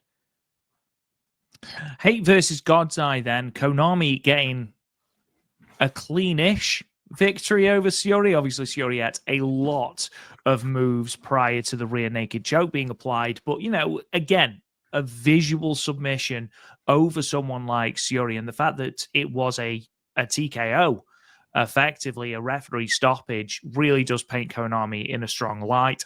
Following this, she lays out the challenge for Saori. If you want me in a match, fine, let's do it in Dream Queendom. Now, obviously, that's been announced. We have a match graphic, as you know, makes it official. But at the moment, it's just a one-on-one singles match. Now, the way that Konami framed her sort of taunt of Saori was that it will be a clean one-on-one match. Now, do I believe that? God, no. Absolutely not. It's hate. However, I think if you were to have Konami to tell hate to stay backstage and for them to stay backstage, I think that would make for a very, very, very interesting matchup because we've seen it before. We've seen them have really good matches. You spoke about it earlier. We saw their UWFI match. That was brilliant. We saw flashes of it in their schmoz match earlier on in the year. We've seen what they can do. We saw it at Nippon Budokan, in March of 2021. A really, really good match when they were only given 9 minutes or whatever it was to wrestle. Again, if you've got the heat, you've got a motivated Konami. That match is going to absolutely kill it on that undercard. I just hope it's not diluted by hate shenanigans. It's not diluted by the use of spray paint. Spray paint, okay. I can get over that in your house show matches, your undercard matches, the matches that have no stakes. However, even in the lead up to this, where they had that singles match and it was just schmoz and, Konami broke a chair over Saori's head and spray painted her face. That's fine. Okay, I don't mind that because you're building to something. Now that this is in my opinion, the final chapter of their story, I don't want to see the same tired shtick. Okay, and that is where I'm hoping that this motivated Konami is going to deliver a match we know that she is capable of. Rob, this was obviously hate versus God's Eye, 10-person tag. But we knew going into this, this is a matchup really between two former world-class tag partners. We knew going in, this is going to build up to a big match. We got it right from the start. Fukigen Death. We did. Saki Kashima. We love Tokyo sports exploding. Absolutely. Folks, the world wants to see. I've been waiting on that. As soon as Fukigen Death was like, no, I'm starting this match. Thank God in Sherry's face. And then Saki Kashima was like, I'm going to start. Literally sitting in the same chair, 4 o'clock in the morning, whatever, Saturday morning. I'm like, I already know how I'm starting this segment out. And I usually don't plan my segments out when we do this podcast because I like to kind of go off the cuff and go off, what Rob's given me. But that one I had to go with because we know Fukigen Death, Saki Kashima. You want to sell some tickets at the Tokyo Dome? Hell yeah. Anywho, in all seriousness, this we made mention, we did our alternate commentary that Konami and Shuri in their matches they had in 2021, even though Konami was a member of a Wedo Tai, that she still had that respect factor for Shuri, right? We still saw the handshaking. We still saw that, where this is completely different because of Konami's turn on Shuri, and Shuri's out for blood. And you made mention last week about how Konami and Shuri, I mentioned last week that I think Konami needs to go over at Dream Queendom if that's the way they go, and then build Shuri back up. And you said, no, I think because Shuri's eating enough L's, she needs to win at the big show in Sumo Hall. After this and after this match, after the finish, and then after the promo, I'm on board with you 100%. I think Shuri does need the win, but the fact that Konami, and gets to give Konami credit because she's the heel, she gets the win, chokes Shuri out, and I'm going to get to that in a minute because that was done brilliantly. And usually the heel would just be like, I'm done with you. I beat you. I don't need, but she offered the challenge to Shuri. So I think what should happen is Shuri beats Konami in basically a singles match at Dream Queendom. Shuri, who just got the win over Konami, very much like Konami did, grabs the microphone and says, we're not done. They run it back either on the third or the first Korakuen in either a cage or UWF rules match. And then you do your 1-2 punch, and then you get it done with over there, and then we start building Shuri back up the card. Because again, Shuri really hasn't had something huge to sink her teeth into, which is a shame because she's so good. But I understand because there's so many moving parts at the top part of Stardom. Whenever Shuri's tapped on the shoulder to give a great performance, like she did in the 5-star Grand Prix, like she did earlier this year with Mayu, she hits it out of the park. Shuri and Konami, they're grappling here in this match. Take all the other wrestlers out, and they were all great. Their grappling and striking was the best it's ever been. It was better than their stuff in 2021. It was better than this was really going to this match may be their best singles match ever. It really, really can. Again, the ones in 2021 were terrific, and the UWF was something different. That was terrific and made sense. But it was based on respect, where we're going to see a pissed off Shuri and a super motivated Konami. Do I think there's going to be some hate shenanigans? Yeah, a little bit. I think a little bit. Hopefully not a lot where it's going to take away from the match. And hopefully the Kamitani match with Tam and hopefully the Tora match with Micah, there's very, very little interference and it doesn't take away what it's going to be really great matches on a super loaded card. Again, I think the spray paint may come into play in Sumo Hall, but again, very much like a last resort. But I liked Konami getting a pretty clean win over Shuri. We saw Shuri doing the JOB for Momo Watanabe when they build Momo up for her championship match at All-Star Grand Queendom against Micah. But that was like baseball bat. There was no, other than her eating some moves from the other members of Hate, which is legal because it's a 10-person tag. There was no spray paint. There was no crate. It was just Konami locking on the rear naked choke. And I'm a huge fan of Shuri.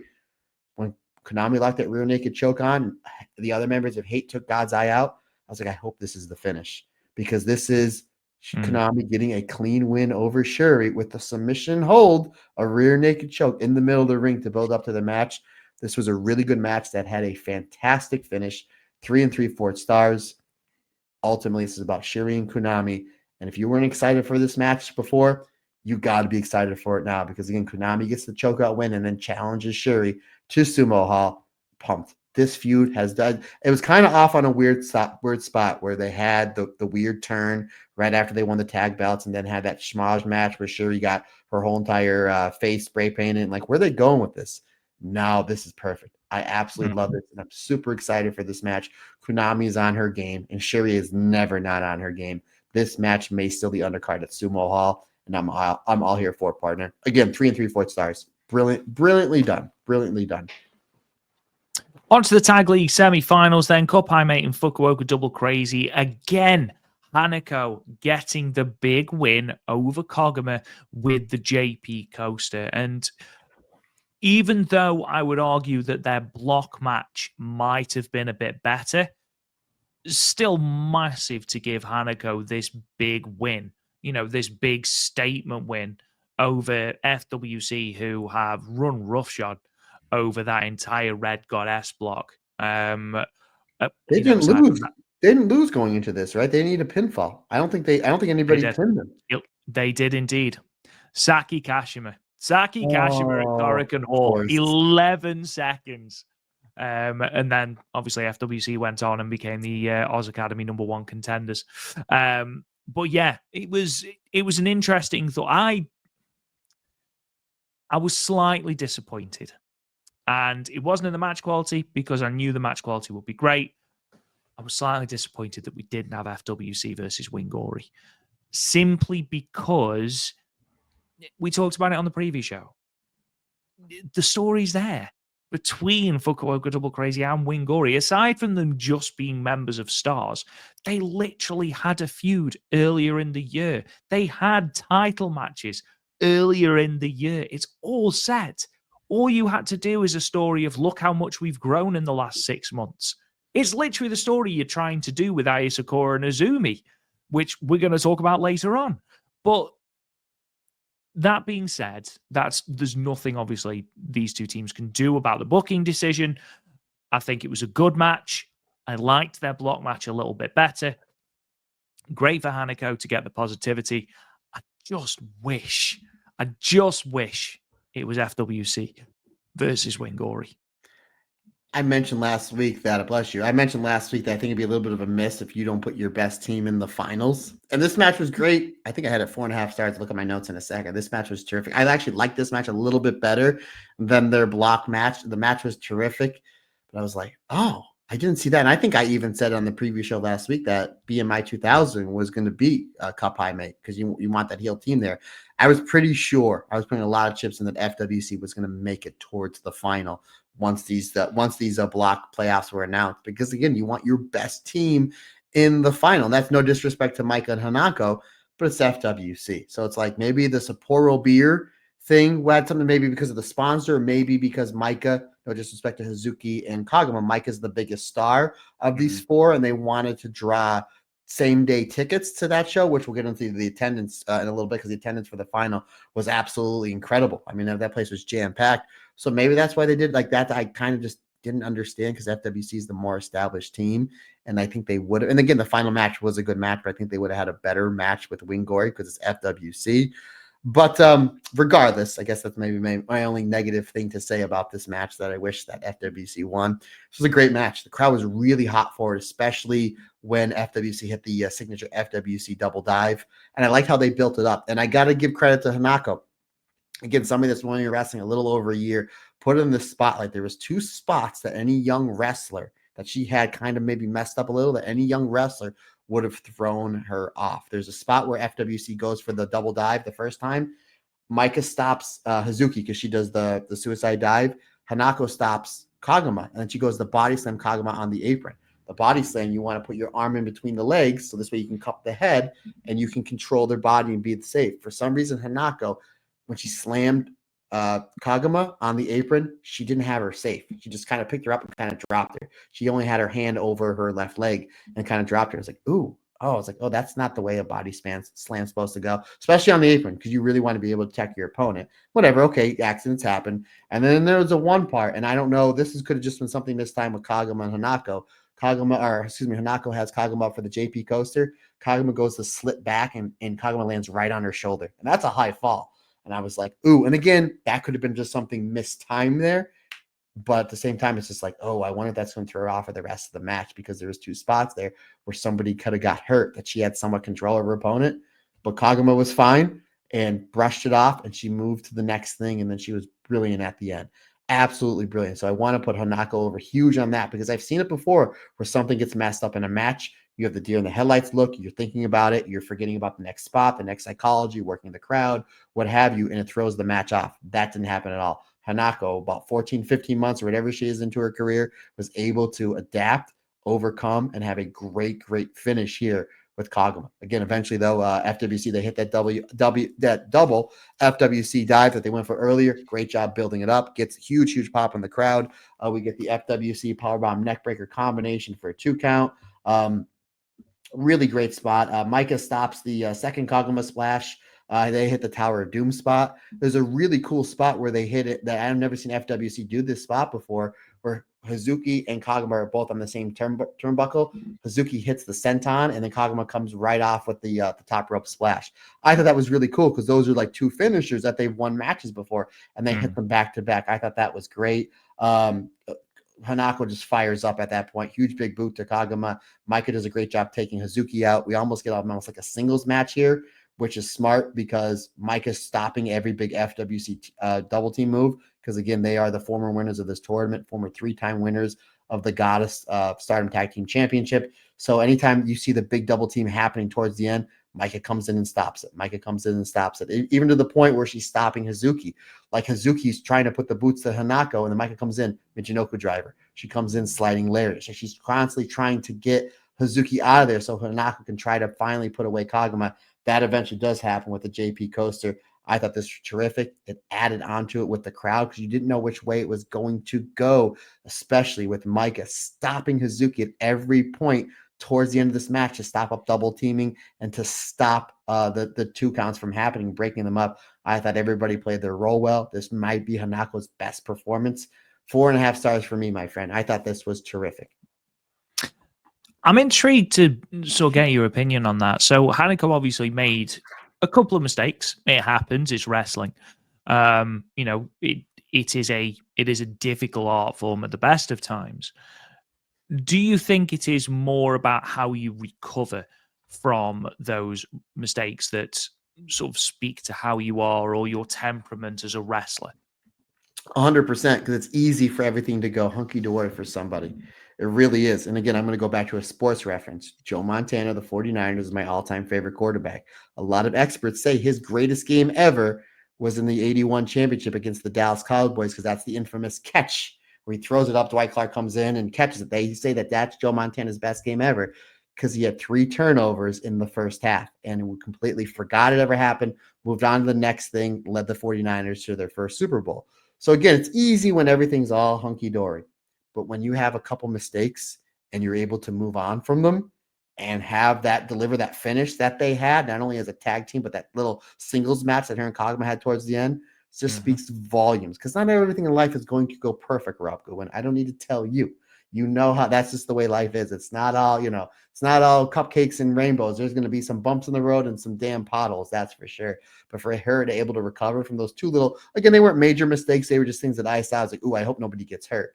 And again, it's wrestling. Things happen. The fact that she was able to put that behind her and then put on like the best performance she ever did just goes to show you what a great wrestler she is and that she's going to be.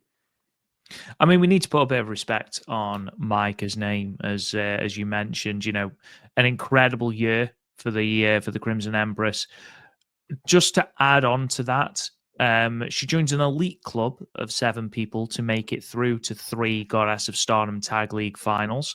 However, the best achievement for Micah, in my opinion, is that she is the first person to get back-to-back finals in both the 5-Star Grand Prix and the Goddesses of Stardom Tag League in back-to-back years. That's a phenomenal achievement for Micah. On top of just consistently being tremendous. Like, even you said it earlier in the tag match where the focus was primarily on Hanako and Koguma, especially at the end, the fact that she was doing so much behind the scenes to keep the spotlight on her tag partner really does go to show how she has matured as a wrestler, especially since this red belt run. I feel like that's a big thing that's improved in Micah, that maturity, that confidence, that, that ring generalship, if you will. But yeah, a fantastic cap off to this year. To reach the final of all 4 round-robin tournaments that Stardom have run over the last 2 years, tremendous stuff. Really is tremendous stuff. That being said, Matt, of course, go on, sorry. And I was going to say, she has obviously spoilers for the show we're going to review in a little bit. Did not eat a single pinfall. She did in the 2 big tournaments. And then this, in my opinion, the best Goddess tournament of all time. 5-7 that just finished, in my opinion, the second best behind 2022. So not a bad year for the Empress. Not only that, but she has her own Stardom Cast sticker, which I will be plugging at the end of the show if I remember. So, I mean, what more can you want? And then she did have the red belt as well, but that seems secondary. And she got a Stardom Cast beer. Wait a minute, that might be we're gonna have a new cat. Exactly. We need 2 new categories for the Stardom Cast Awards. Number 1, best tournament wrestler of the year, because that could be interesting with Hanan, right? And then number 2, what is the biggest award Micah won? Was it winning the red belt? I know she won it last year. Was it the red belt run? Was it winning this tournament? Was it winning getting the finals? Was it winning the 5-star? Was it getting a Stardom Cast beer, Rob? Let the people decide. I feel like the people will speak, and it will be the Stardom Cast beer, because why the hell not? Now, Matt, I know that you were massive on this main event. You really, really enjoyed this main event. The Blue Goddess semi-final, Winggori, Hanan, and Saya Iida defeating SaoriPoi, Natsupoi, and Saori Anou. A tremendous match, but the symbolism of Hanan finally getting that pinfall over Saori Anou, the person she couldn't pin for the white belt at All-Star Grand Queendom, really did sort of put a bow on A, Hanan's year, and B, Winggori as a maturing tag team. And you could tell in this and the final match, which we'll talk about tomorrow, the sense of seriousness in both Hanan and Saya Iida. Yes, Saya Iida still threw a jacket up in the air, but it was done with a look of stoic, chiseled coldness on her face. You can see Hanan taking deep breaths because they realized just how important this match is to get through to the final. And again, you've got Natsupoi and Saori Anou, who have been by far the tag team of this tournament. They've been incredible. They've been the consistent. They've got the highest match time average. They have been at the top of every metric in terms of this Stardom Tag League. And here, the moments when Hanan kicks out of those 2 potterings, beautiful, beautiful timing. The moment that Natsupoi comes off the rope for, I think it was just a crossbody, and the way she sells being lariated out of the air by Saya Iida is perfect. It's so good. And Natsupoi's selling over these two shows is tremendous. The way she sells her ribs here, the way she sells the Black Tiger leg killer like she's having a leg amputated on the second night.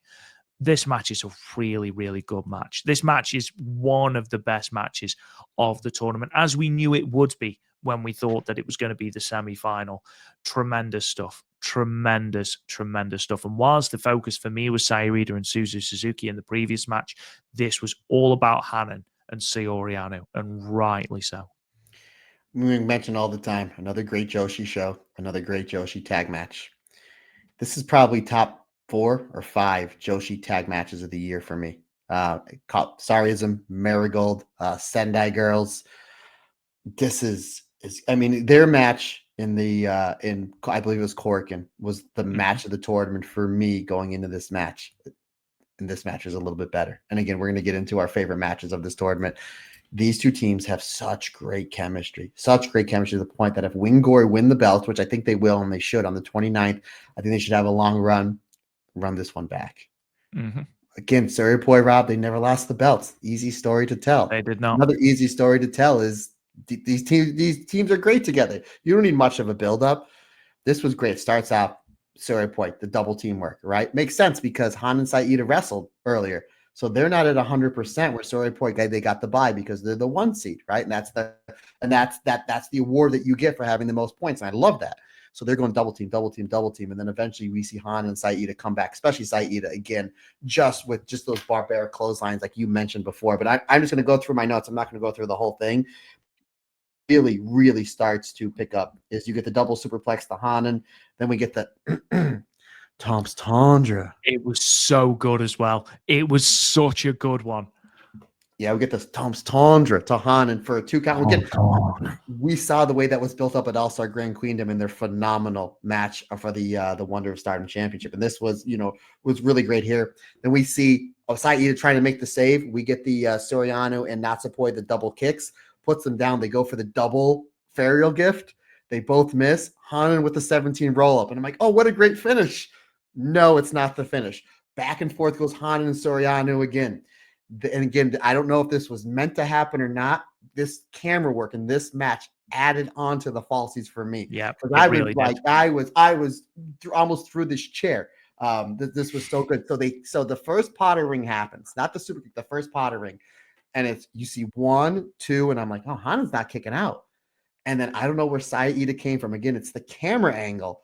Saida she literally came out of nowhere as well. Like out of nowhere. I was like, oh my God. I was like, okay, now here they're going to build back up. All of a sudden, Hanan builds herself up a little bit. Poi takes out Saida.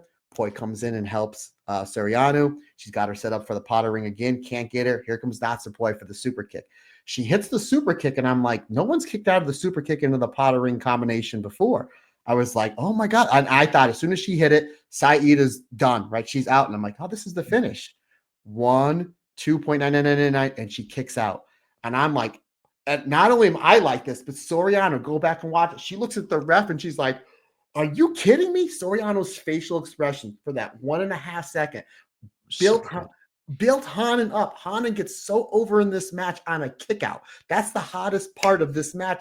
The crowd is so, and it leads to the finish. The crowd is so invested on that kick out and Soriano's facial expressions. Like, again, folks, this is art. This is pro wrestling at its finest. Just doing that, getting Hanan over just a little bit more. So then they go for the Pharaoh ring Tom's Tundra combination that they do that nobody's kicked out of.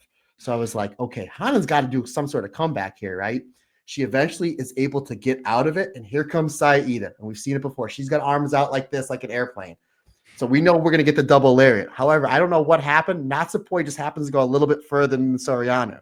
So and Saida, God bless her, being so smart, puts the right arm down, lariats Soriano, takes a step further, lariats Natsupoi. I don't think that was supposed to happen because we've seen Saida do the double lariat before, and it's here. It's at the same time. Like, that actually made it look a little bit better. It's a little more grimy because he was able to boom and take a step and boom, and then Natsupoi goes flying. And then we get this great last 90-second exchange with Hanan and Soriano. And I'm glad that they didn't draw it out any longer than that because there's so many 2.99s. It's just like, oh my God, the crowd is here. The crowd is here. Ida comes in for the save on the big finish. hits the big backdrop on Soriano, and I'm like, if this is the 3 count, this is literally the perfect time because they have a crowd at a fever pitch. This needs to be the finish, and it was. This is wrestling tag team perfection at its best. I didn't know how they were going to have a better match than they did in their block match, and they did. And again, off the top of my head, it's Mayu and Sari versus Benny and Chihiro Hashimoto, tag team match of the year. Right behind it is FWC versus Crazy Star for the goddess belts back in May. And I think this is 3 for me. I'd really have to sit down.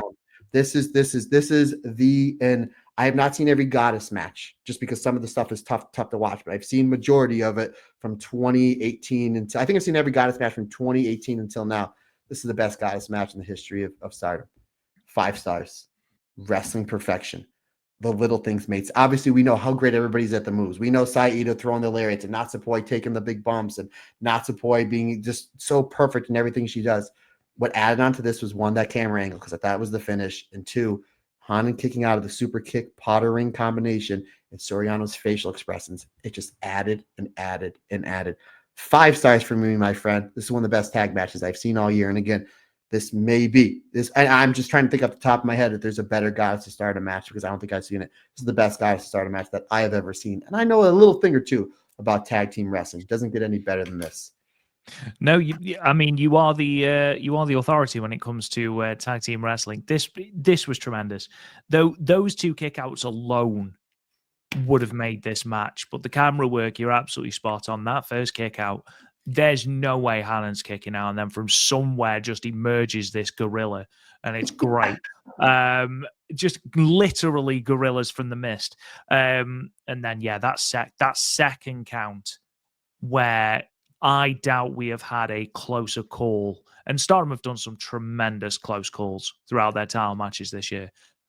I doubt we've had one as close as Hanan kicking out of that Potter ring, because it is so last minute, and it's not a kick out, it's a fall out of the position. And it's so well done. Again, the camera work, brilliant stuff. Saoriano's reaction, the build up then to the backdrop suplex, again, Saoriano is able to get free. And finally, Hanan is able to hit it. And let's not forget that this is the move she couldn't hit in All-Star Grand Queendom. Everything, just those little echoes back to that match, back to when Hanan, was a little less experienced.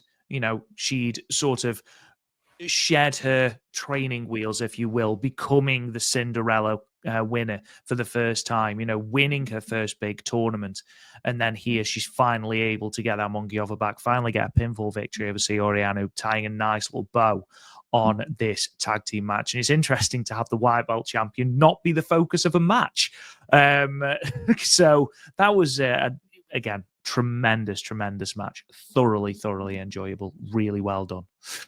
Let's move on to the finals then. And this took place the following night 17, the 8th of December, 2024.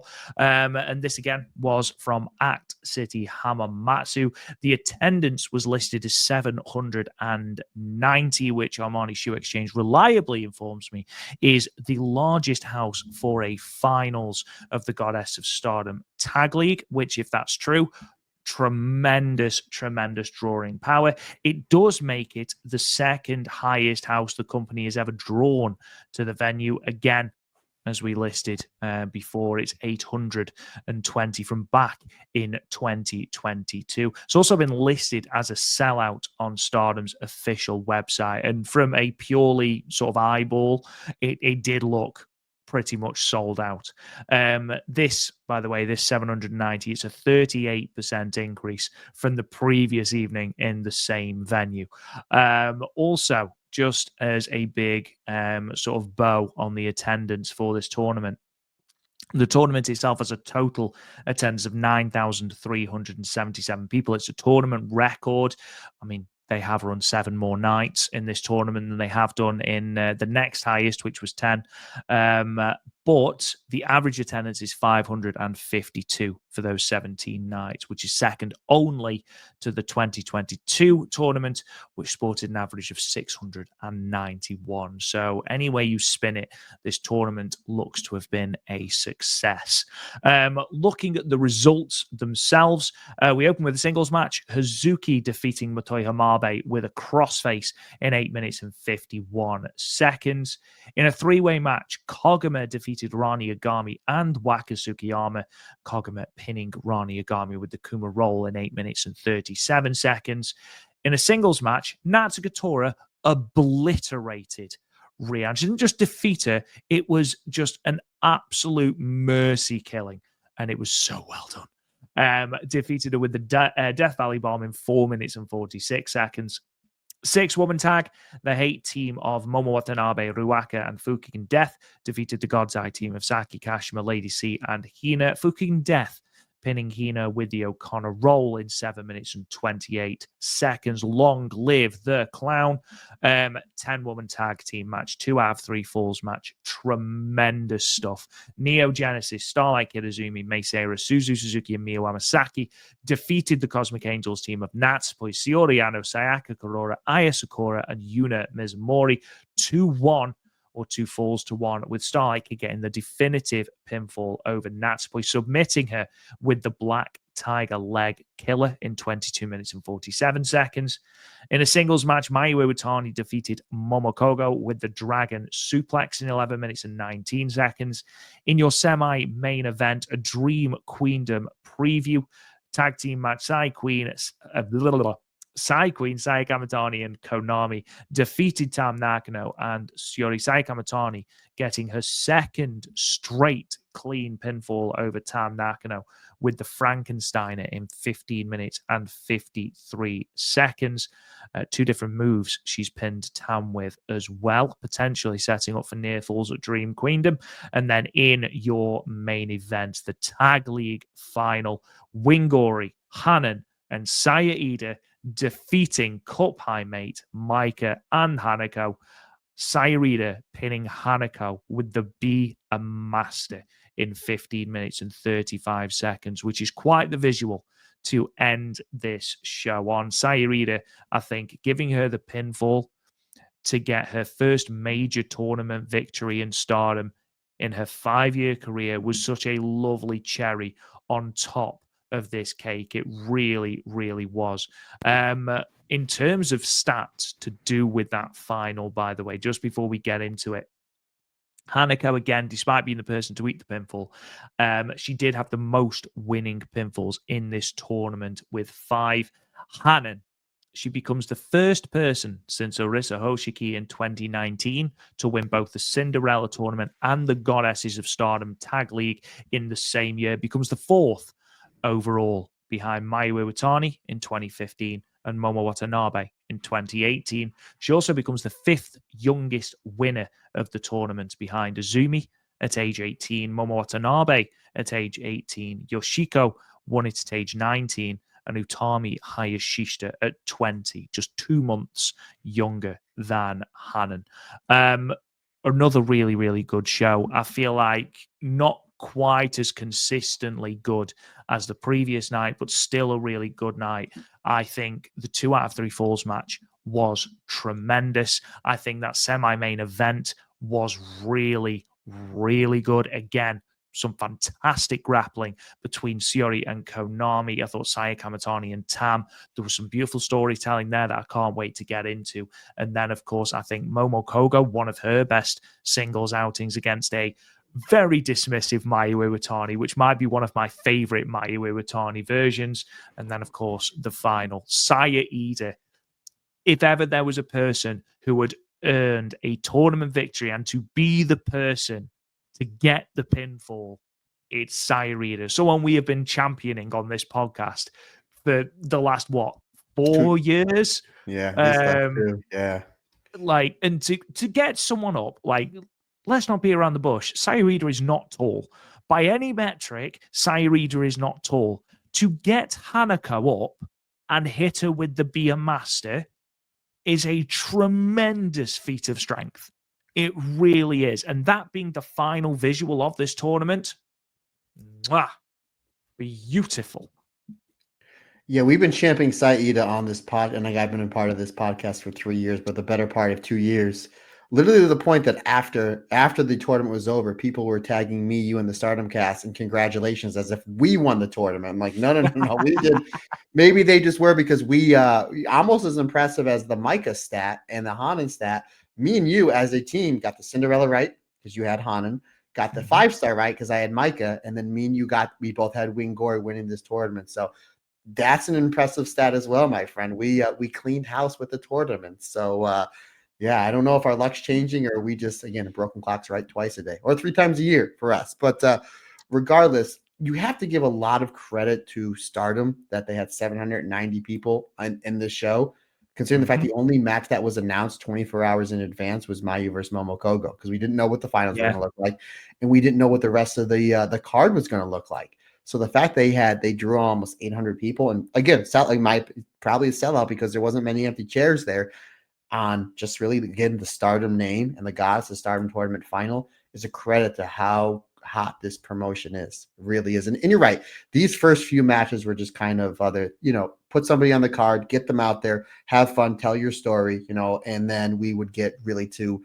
the last 4 matches, the Momokogo Mayu match, the Neo Genesis versus Cosmic Angels match, the semi-main, your preview for Dream Queendom, and then of course your final. So again, the only really story on the underneath card was just Tora just destroying Rian, beating up Micah in the process, and then staring at Micah as he's pinning her. And I'm like, okay, clearly, so good. Clearly, because if FWC would have won the night before, like maybe there's a shot that FWC wins, but when Cup High Mate won, I was like, I'm pretty sure Winggori's taking this tournament.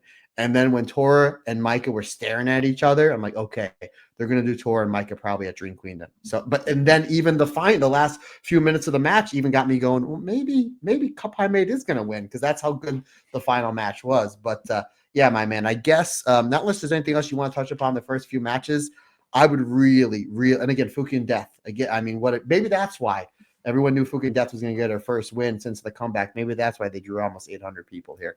But not unless there's anything you want to talk about. I want to talk about this 2 out of 3 fall 10-man tag, 10-person tag, buddy. I think Natsuko Tora looked like the beast I think we all wanted her to be against Rian. That is what I want to see Natsuko Tora doing with undercard wrestlers, just absolutely eviscerating them. And the fact that she pinned and was making eye contact with Micah when she did it, and then after the bell, hit her with another Death Valley bomb whilst still staring at Micah. Beautifully done. Beautifully done. If we can get that Natsuko Tora, I am fully on board with what she's doing. Saki Kashima's new gear, man. We haven't mentioned it. Wow. Incredible new gear. And we had a dark variant and a white variant. What was your favorite? The dark. I'm going to go with the dark. Yeah. But head you in, tails you in. Head you in, tails you in. You just reminded me of something real quick, buddy. You talk about Tora hitting the Death Valley bomb, staring at Micah. So good. Reminded of 2021. Again, you wrote a book about it. When she pins Starlight Kid for a win and stares at Mayu. Mayu can't do anything about it. Because she's locked in the corner. Yeah, and everybody's holding her. She's just obliterating poor Starlight Kid. That's what it reminded me of. Yeah, again, Tora, I get phenomenal. And I'm so excited for that match. She's done such a great job building these non-title matches at Dream Queendom. But when the card was announced, again, we knew what the finals were going to be. And then a couple hours afterwards, 10-person tag. I'm like, okay, I knew that this night 2, you're going to do a building up to Starlight Kid and Natsupoi. Great place to do it. How are they going to do it? Okay, 10-person tag, tricky to do. 2 out of 3 falls, even trickier. And I was like, ooh, a lot of talent, a lot of moving parts. Now we're going to do more than likely 3 falls. If anybody's going to pull it off, it's going to be Stardom. If any 2 factions are going to pull it off, well, maybe every faction because it's so good, but it's going to be these 2. So I knew we were going to get a great match, a great worked professional wrestling match. I knew the end game was going to be Natsupoi and Starlight Kid. And we got it. And it was amazing. Absolutely. And I thought we were just going to get a little bit. We got quite a bit. We got quite a bit of Natsupoi. We got a lot. Yeah. I thought it would have been like a whole bunch. The entirety of that third fall was those 2. I didn't know we were going to get Sayaka Kurora versus Miyu Amasaki. And I didn't know that they were going to be like, oh, by the way, you're going to absolutely love what we're going to do. And I think they announced that match for Cork and Hall. I think they have 24th of December. Yeah. So Merry Christmas, folks. There's your Christmas Eve gift from Stardom, because they did a great, I'm like, because they're going back and forth. And I'm like, oh, they're going to go with the future Stardom Championship match here, because they did a great job building it. And the second file was just building back up, just a great tag match back and forth. We saw all the members get involved, the Izumis, the May Sarahs, just really, really good stuff. As soon as fall number 2 restarts, Yuna looked fantastic as well. Really, really good stuff. And then makes sense, give Izumi the win. She's got the big match coming up on the Tokyo Dome. So again, the first fall was all about building. You're building the match, and then you're building towards your future match. Your third fall is all about HANAKO and Starlight Kid. And you're absolutely right. There's a couple double team moves, a couple single stuff. But for the most part, everybody kind of just cleared out and let Starlight Kid and HANAKO tell their story. The second fall was just everybody get the cool stuff. And this was an excellent match. This was the finals of the GAS Stardom tournament, and this is my favorite match of the show. Absolutely agree. And again, the other match we're going to talk about were great. The finals was terrific. This was great because of the degree of difficulty, able to tell different stories, all those moving parts. Everybody has to be in the right place at the right time. I don't know how Stardom does it. It blows my mind. And they've been doing it for years, but still, I can't grasp that. It's absolutely insane, because if one person misses something, the domino effect happens. There's a possibility the whole match can go down the tubes. It's great stuff. And they build and build and build. And we know what Starlight Kid and HANAKO is going to be in Dream Queendom. And the fact that Tam and Saya Kamatani has to follow that, it's just going to make those two matches bigger and better. 4.5 stars for me, my friend. This might have been my second or third favorite match of the entire weekend. Yeah, tremendous stuff. And as you've probably guessed from me mentioning it about 8 times before we've even spoken about it, easily my match of the weekend. Again, sort of piggybacking on what you said, there's concern when there's that many people in the ring that it can fall apart, that it can get clunky, that it can get messy. And yet, because we got so many little stories going on, actually it all knitted together really, really well. I was a huge fan of how we revisited Yuna Mizumori and Mei Seira. A huge fan of how we obviously went for Sayaka Kurora and Miyu Amasaki getting a win with the Tokameki Spear. That was a huge moment. It really was. And the way that the cameras lingered on both Sayaka Kurora and Miyu really showed the emotion in that pinfall. And then, of course, we had Starlight Kid and HANAKO, who, again, if we even get half of what I think we're going to get between the pair, it's going to be a tremendous match. And I actually, even though Tam and Saya is going to be great, we know Tam and Saya is going to be great.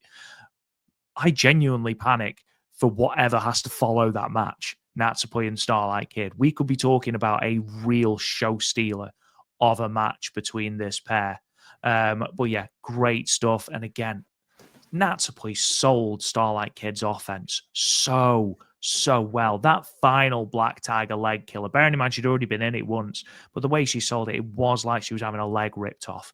And again, I can't wait for that moment at Dream Queendom where we have the camera panning into HANAKO's face as she's locked into this move.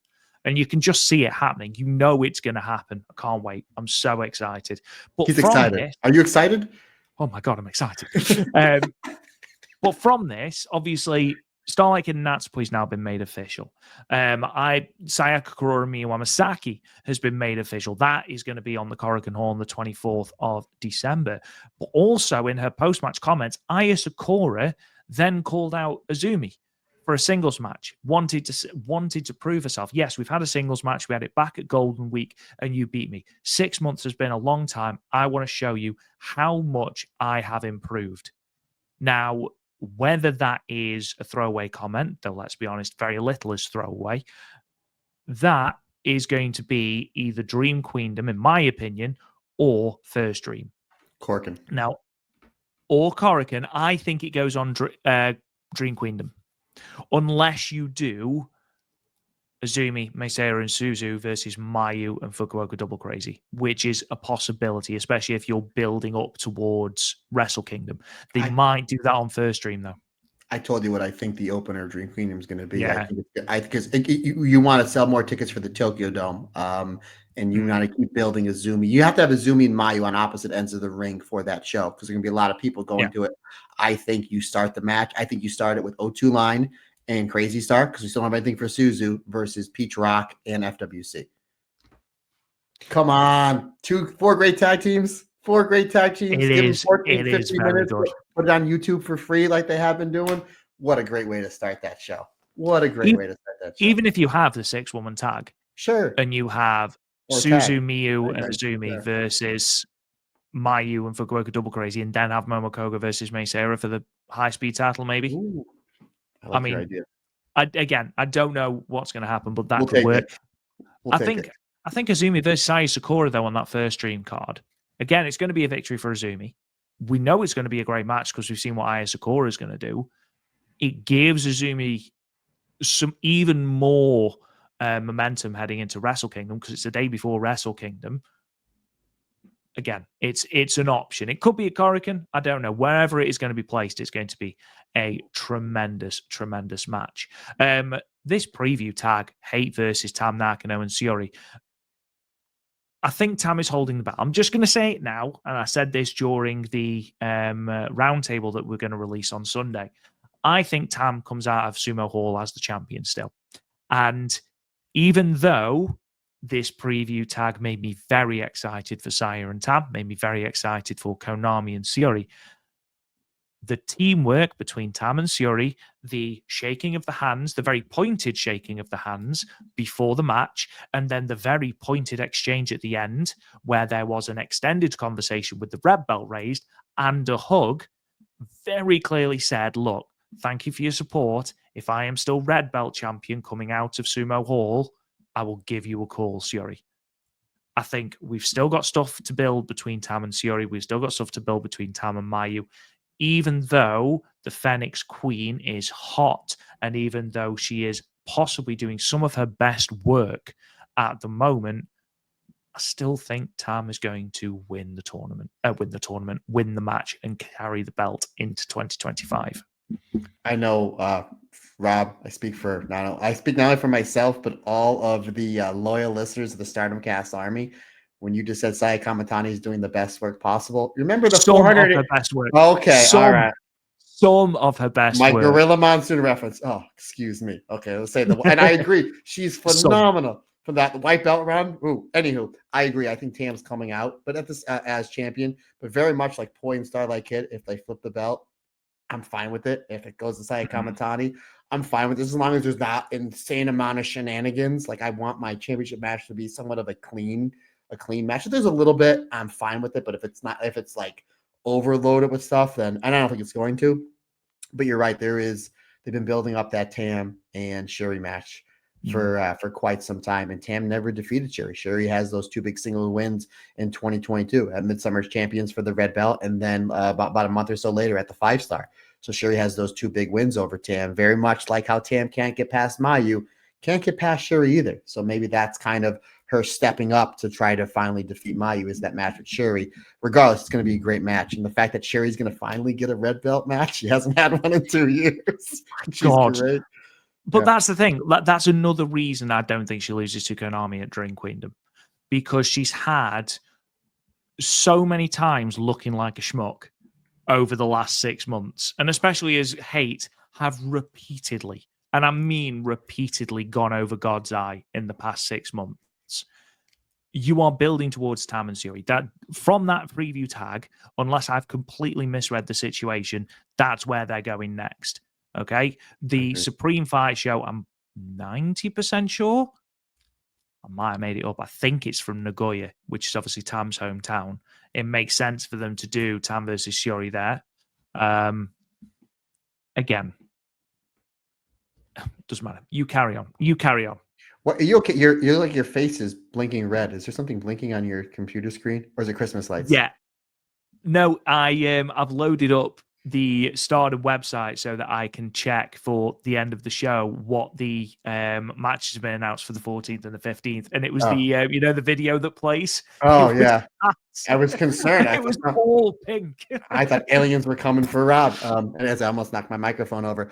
Yeah, no, I totally agree. This was a great preview match. Again, more great grappling with Konami and Shuri, even better than the night before because you didn't have the other 4 other people because Kamatani and Tam kind of stood out of the way. It was a great little tag match, but ultimately it's kind of almost 2 different singles matches. The hard hitting, the kicking, the grappling, the MMA style of Syuri versus Konami, which is what we want, and then more of the explosive offense, the back and forth of Tam and Kamatani, with Tam just getting a little bit ahead of herself and Kamatani getting the pinfall.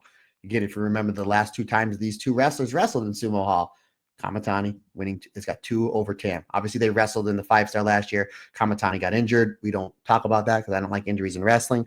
But the last 2 of these 2 had a proper match. Kamatani won. And the fact that it's in the same building where they're having their championship match adds to the lore. I like how Tam is just getting a little bit ahead of herself, and Kamatani catches her with the Frankensteiner. Again, a great little tag match, but ultimately was broken down into 2 fantastic singles matches. Again, very much like Natsupoi and Starlight Kid, a little bit of a preview of what we're getting on the 29th. And it looks all great to me, my friend. Looks all great to me. 4.25 stars for me. I thought this was terrific. And really a great way to sell more tickets like they need to for Sumo Hall. Yeah, I gave it 4 stars myself. And something that I've noticed, we're talking a lot about growth on this podcast, and it's because we're revisiting a lot of these feuds. And something that I noticed, if you go back into the Stardom Cast archives and you will hear me and Chris, that's how long ago we're talking, me and Chris talking about Yokohama Summer Cinderella, or whatever the summer one was called. Yokohama Cinderella in summer, I think it was called. The one from the 4th of July. And you will hear us talk about how weak Saya Kamatani's slaps are on that show. And it felt very forced. And, you go back and you see the strikes, and you're like, that's very poor. And they were against Tam, obviously. However, here, there is a moment where the 2 just stand across from each other and open up with slaps.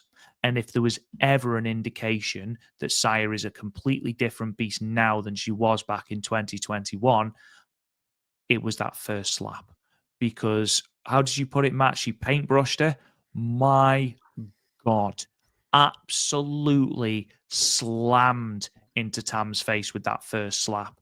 And it was then that I was like, right, we are cooking with gas. Brilliant. And from there, that match between those 2 just escalated and escalated. And you're right. We had that. And then we had that accented by the great grappling and striking from Syuri and Konami. And I feel like we finally saw. So we've seen emotional Syuri, and we've seen sort of revenge Syuri. Here, we saw cold killer Syuri in some of those kicks on Konami. And you could see Konami trying to shrug them off, but was like, yeah, God, that hurts, but I can't do anything about it. And it's so long since we've seen that that Syuri that I'm genuinely afraid of. And I feel like we just opened the lid on that here with this preview match, with the strike she threw at Konami, and I'm all here for it. I really, really am. Excellent match, 4 stars from me. Did everything it needed to. And if you remember, leading up to Budokan, when Saya had a red belt match, she was breaking out new moves all the time in the lead up to that match, just to prove that she had different ways to beat Utami, obviously unsuccessfully in the end. Here, I feel like we are getting different ways in which Saya is going to be able to beat Tam. The spinning star crusher, the Frankensteiner, different things. And I feel like we'll probably see another one before the 29th. I imagine that's going to come to a head during Queendom. We get some ridiculously close near falls, and I'm wondering if we're going to see Saya begin to doubt herself. And that's all a story for later on, but I thought they did a really good job of sowing those seeds here, and again showcasing that growth of Saya. I feel like we've talked about the final quite a lot already, but Matt, Winggori are your winners, rightly so. I think it's the right decision, irrelevant of whether you think it should be Fukuoka Double Crazy in the final with them. Absolutely the right decision to have them go over here. Yeah, again, a really, really good match. They start out with forearms or Fury. We see Micah dominate early on. We see Micah and HANAKO. I love when they do that spot where they whip the opponents to opposing turnbuckles and they come in and they hit the clothesline, and then their opponent feeds out and they hit the shoulder tackle. That's a really, really cool spot, showing their dominance. They're the biggest, strongest team in this tournament.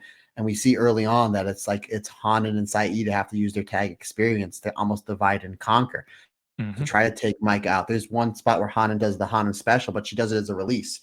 Usually she catches it and goes for the pin, but she does it as a release to get Micah out of the ring. We see some great double teaming on the Hanako. Then as we're building up towards our false finishes, we see Hanan lock in the Dandelion, which she doesn't win that many matches with or even really goes for, and she really should. And maybe the psychology of matches when they're putting match together doesn't call for it, but it's a really cool spot.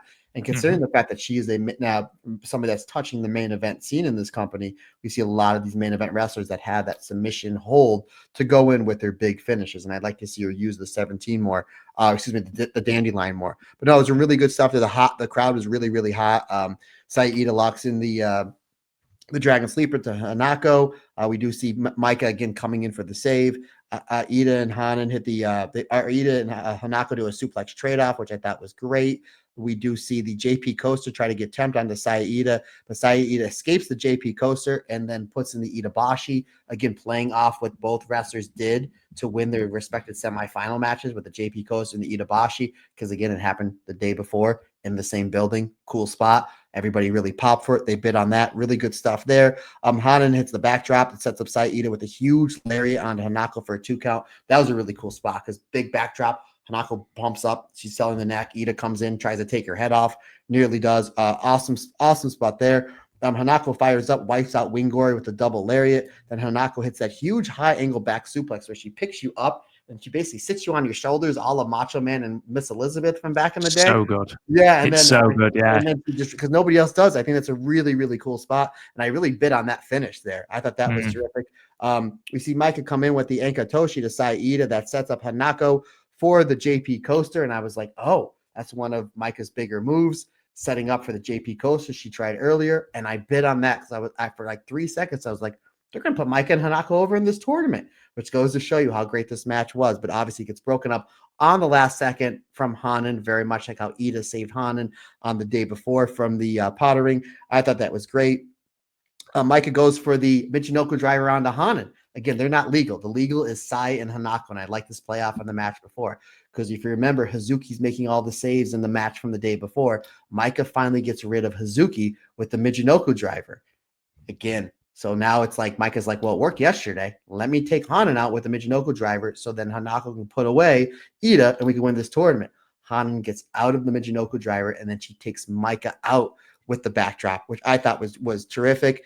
They eventually do some double teaming that sets up for the Muscle Buster, aka the Be a Master, which what a great spot. And the fact that Ida held her there, and she waited for the crowd to get to here, hits the move, hook of the leg in the middle of the ring. You get your big move to take out on Micah.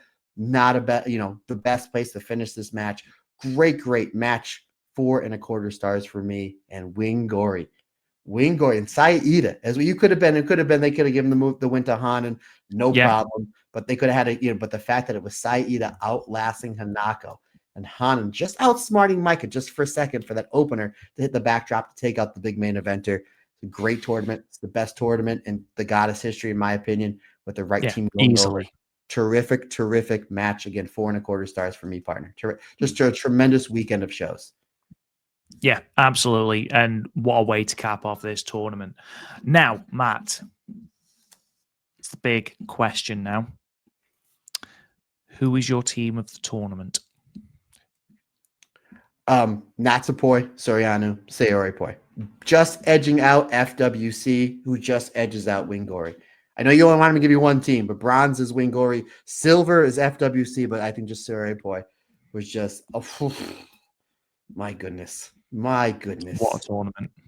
Yeah. I am in complete agreement with you. SaoriPoi for me. I think just below them it's Winggori, and then just below them it's FWC. I think Winggori's matches throughout the block were tremendous, even when they were against the likes of no disrespect at all, but Sakura Demon, Reckless Fantasy, Team Classroom. Even then, their matches were absolutely tremendous. But yeah, for me, SaoriPoi win it outright. Your breakout team. We love Tokyo Sports. Fukigen Death, Saki Kashima. Yuna and Aya Sakura. I mean, who would have? Yeah. When they were put together, we were like, oh, okay, they'll have some good matches, but holy jeez, they were just out there to prove a point. And the fact that Stardom gave them, it wasn't like you're gonna have a 4-minute match and get squashed. It's just like, show us what you can do. And like, okay, they gave them an inch, and these two took a mile.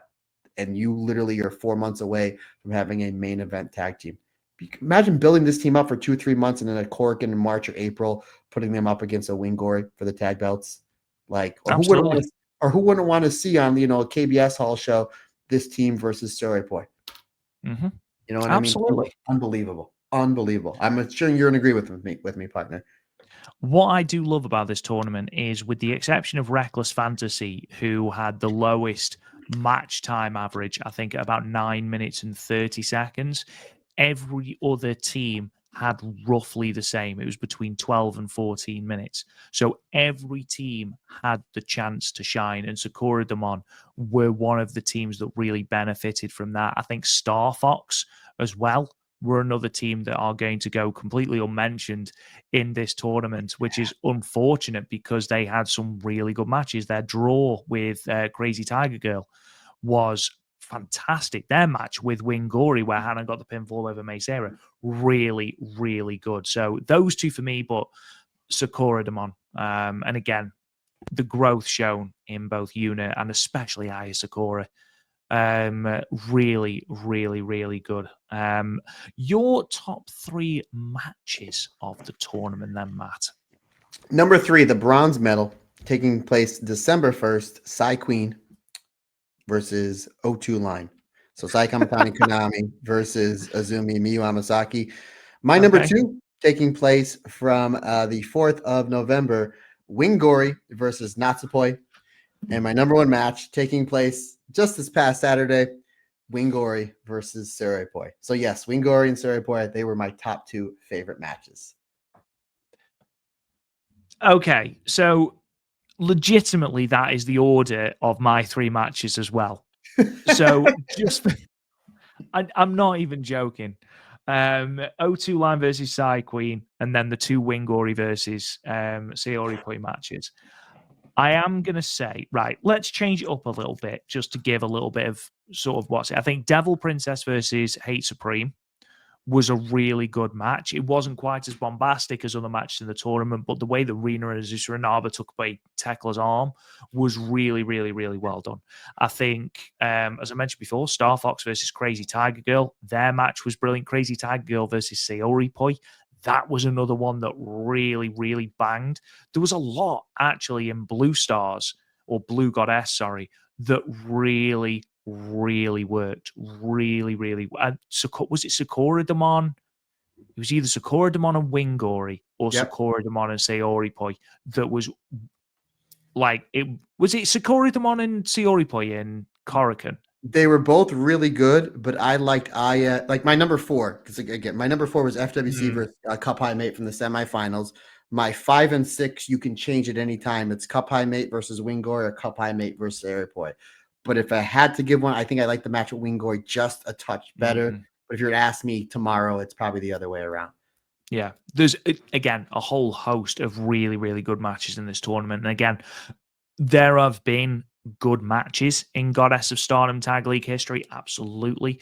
I would argue that from a match quality standpoint, this stands head and shoulders above the rest. 2023 was good. 2022 was very good up until the nonsensical booking of the final, which we don't need to go into again. Absolutely, completely killed the crowd.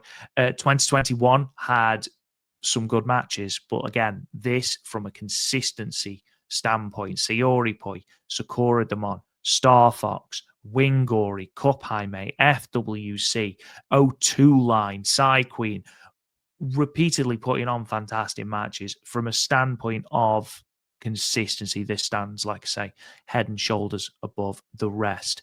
Matt, I don't know if you noticed this. We finished, obviously, our review of the shows. We've given our awards as well, and I think that means there's only one thing left. And what it's time for Io and Kairi watch. Obviously, folks. We got, and again, Darren Chatman, thank you for saving me some time. Who actually sent me a whole bunch of text messages with some photos. So I think he bought more merch. So don't be shocked if you're going to be upset in a little bit because he might have sent them to you. Anywho, Darren, with us, thanks, buddy.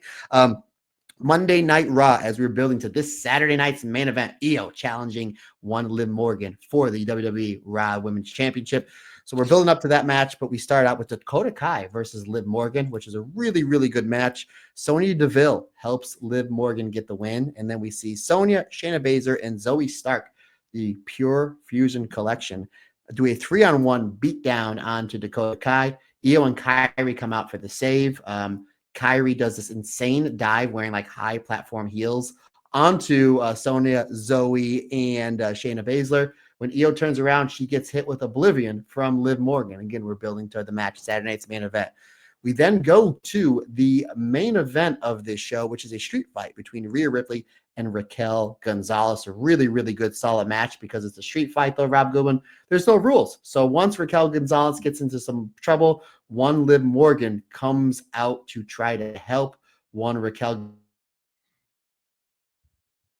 comes in, hits the picture perfect springboard drop kick, sending Liv Morgan to the other side of the ring. But you know, Rob, as well as I do, if you're in the building with Io, there's no safe place. Io hits the picture perfect suicide dive that eventually helps Rhea Ripley get the win in the street fight. Then your closing segment, Rhea and Io both go for the belt. They hold it. They look at each other, and a massive pop, which then again goes to tell me that this is going to be a match at WrestleMania with Rhea Ripley, your biggest star in the women's division, versus Io Shirai, your best wrestler, not only in the women's division, but probably on your entire roster. I think that's the way to go. You're already there. You're planting the seeds. Whether Io wins the belt this weekend or not, I don't know. I don't know who's the champion or challenger, but I think you need to go versus Rhea. And if that's what happens, Rob, that basically tells me that this cast 2-for-2 on going to WrestleMania and a former 2-time red belt champion in championship matches. So there we go, my man. That's the streak. That's almost as good as the Reckless Fantasy streak for the first 2 matches of the Goddess tournament. That's still too raw, man. I can't talk about that Reckless Fantasy streak now. You were robbed. Robbed, I tell you. Right, very quickly before we go then, let's talk about this weekend when Stardom are running Takasaki, and they are also running Saku in the Nagano Prefectural Budokan. So the show from the 14th, the card has been announced, and it is as follows. We have got Maika, Wakasukiyama, Hanako, and Rian. They will be taking on the hate team of Natsukatora, Momo Watanabe, Konami, and Rina. Tag match. And this I think you'll like, Matt Turner. We've got Natsupoi and Yuna Mizumori versus Azumi and Starlight Kid. Yeah, that's going to be quite good, that.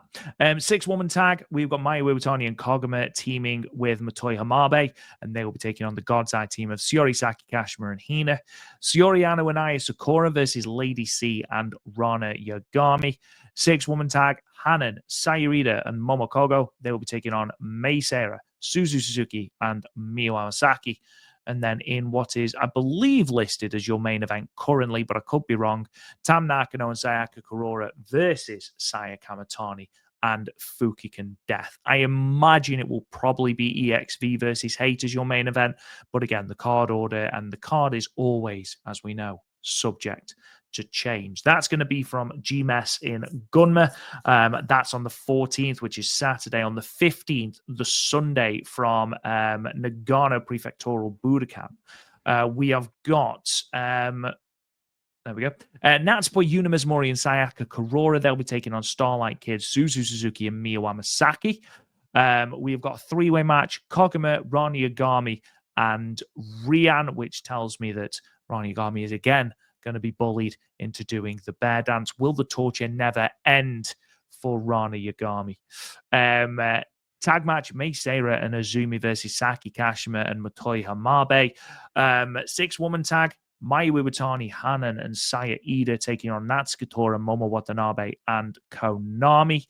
6-woman tag: Maika, Wakasukiyama, and Hanako.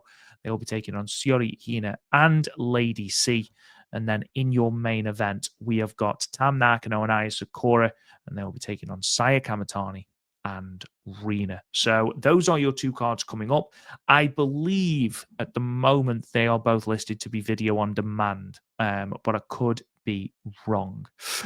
Ladies and gentlemen, that does bring us to the end of the Stardom cast, Matt Turner. We said we wanted to get it done in 2.5 hours. And if you look at that, it is 2.5 hours on the nose, ladies and gentlemen. You are more than welcome. Thank you for all of your support. We truly do appreciate every single bit of support. If you haven't already subscribed to the podcast, subscribe wherever you get your podcast. If you could leave us a review and a 5-star review, it really would help us out. If you want to subscribe to our Patreon, patreon.com/the Stardom Cast for all of these episodes early and ad-free for as little as $1 solitary a month. You can find us on social media at the Stardom Cast and Talk Joshi on Threads and the old Blue Sky. Don't forget to check out the website, www.talkjoshi.com, for all of our show reviews, all of the news coming out of Marigold and Stardom, as well as all of the stats and histories to come out of the two promotions, as well as all of these archived episodes as well. Matt Turner, where can they find you? And sign us off, good sir. Folks, questions, comments. If you want to purchase the new 32-bit Empress Micah stickers, let me know. Yes. Let me know. I want to get these in hand as much as possible. Send me a message. If you're part of a Patreon and that's the 5-star review, I'll work out a deal for you folks. You guys know how to get a hold of me. Questions, comments, suggestions, anything you need from me, Matt Turner OF, on the Instagram, on the Twitter, and the Blue Sky. If you want to shoot me an email, the email address is thestardomcast22@gmail.com. Folks, that's going to wrap it up for another fun-filled episode of the Stardom Cast. We hope you enjoyed the Goddess of Stardom tournament almost as much as me and Rob Goodwin did, because we really, really enjoyed it. But we also enjoy and appreciate your support for this podcast. We can't do it without you, because like I always say, it's just not my podcast. It's our podcast, because we're all together and everybody's different. Everybody's special.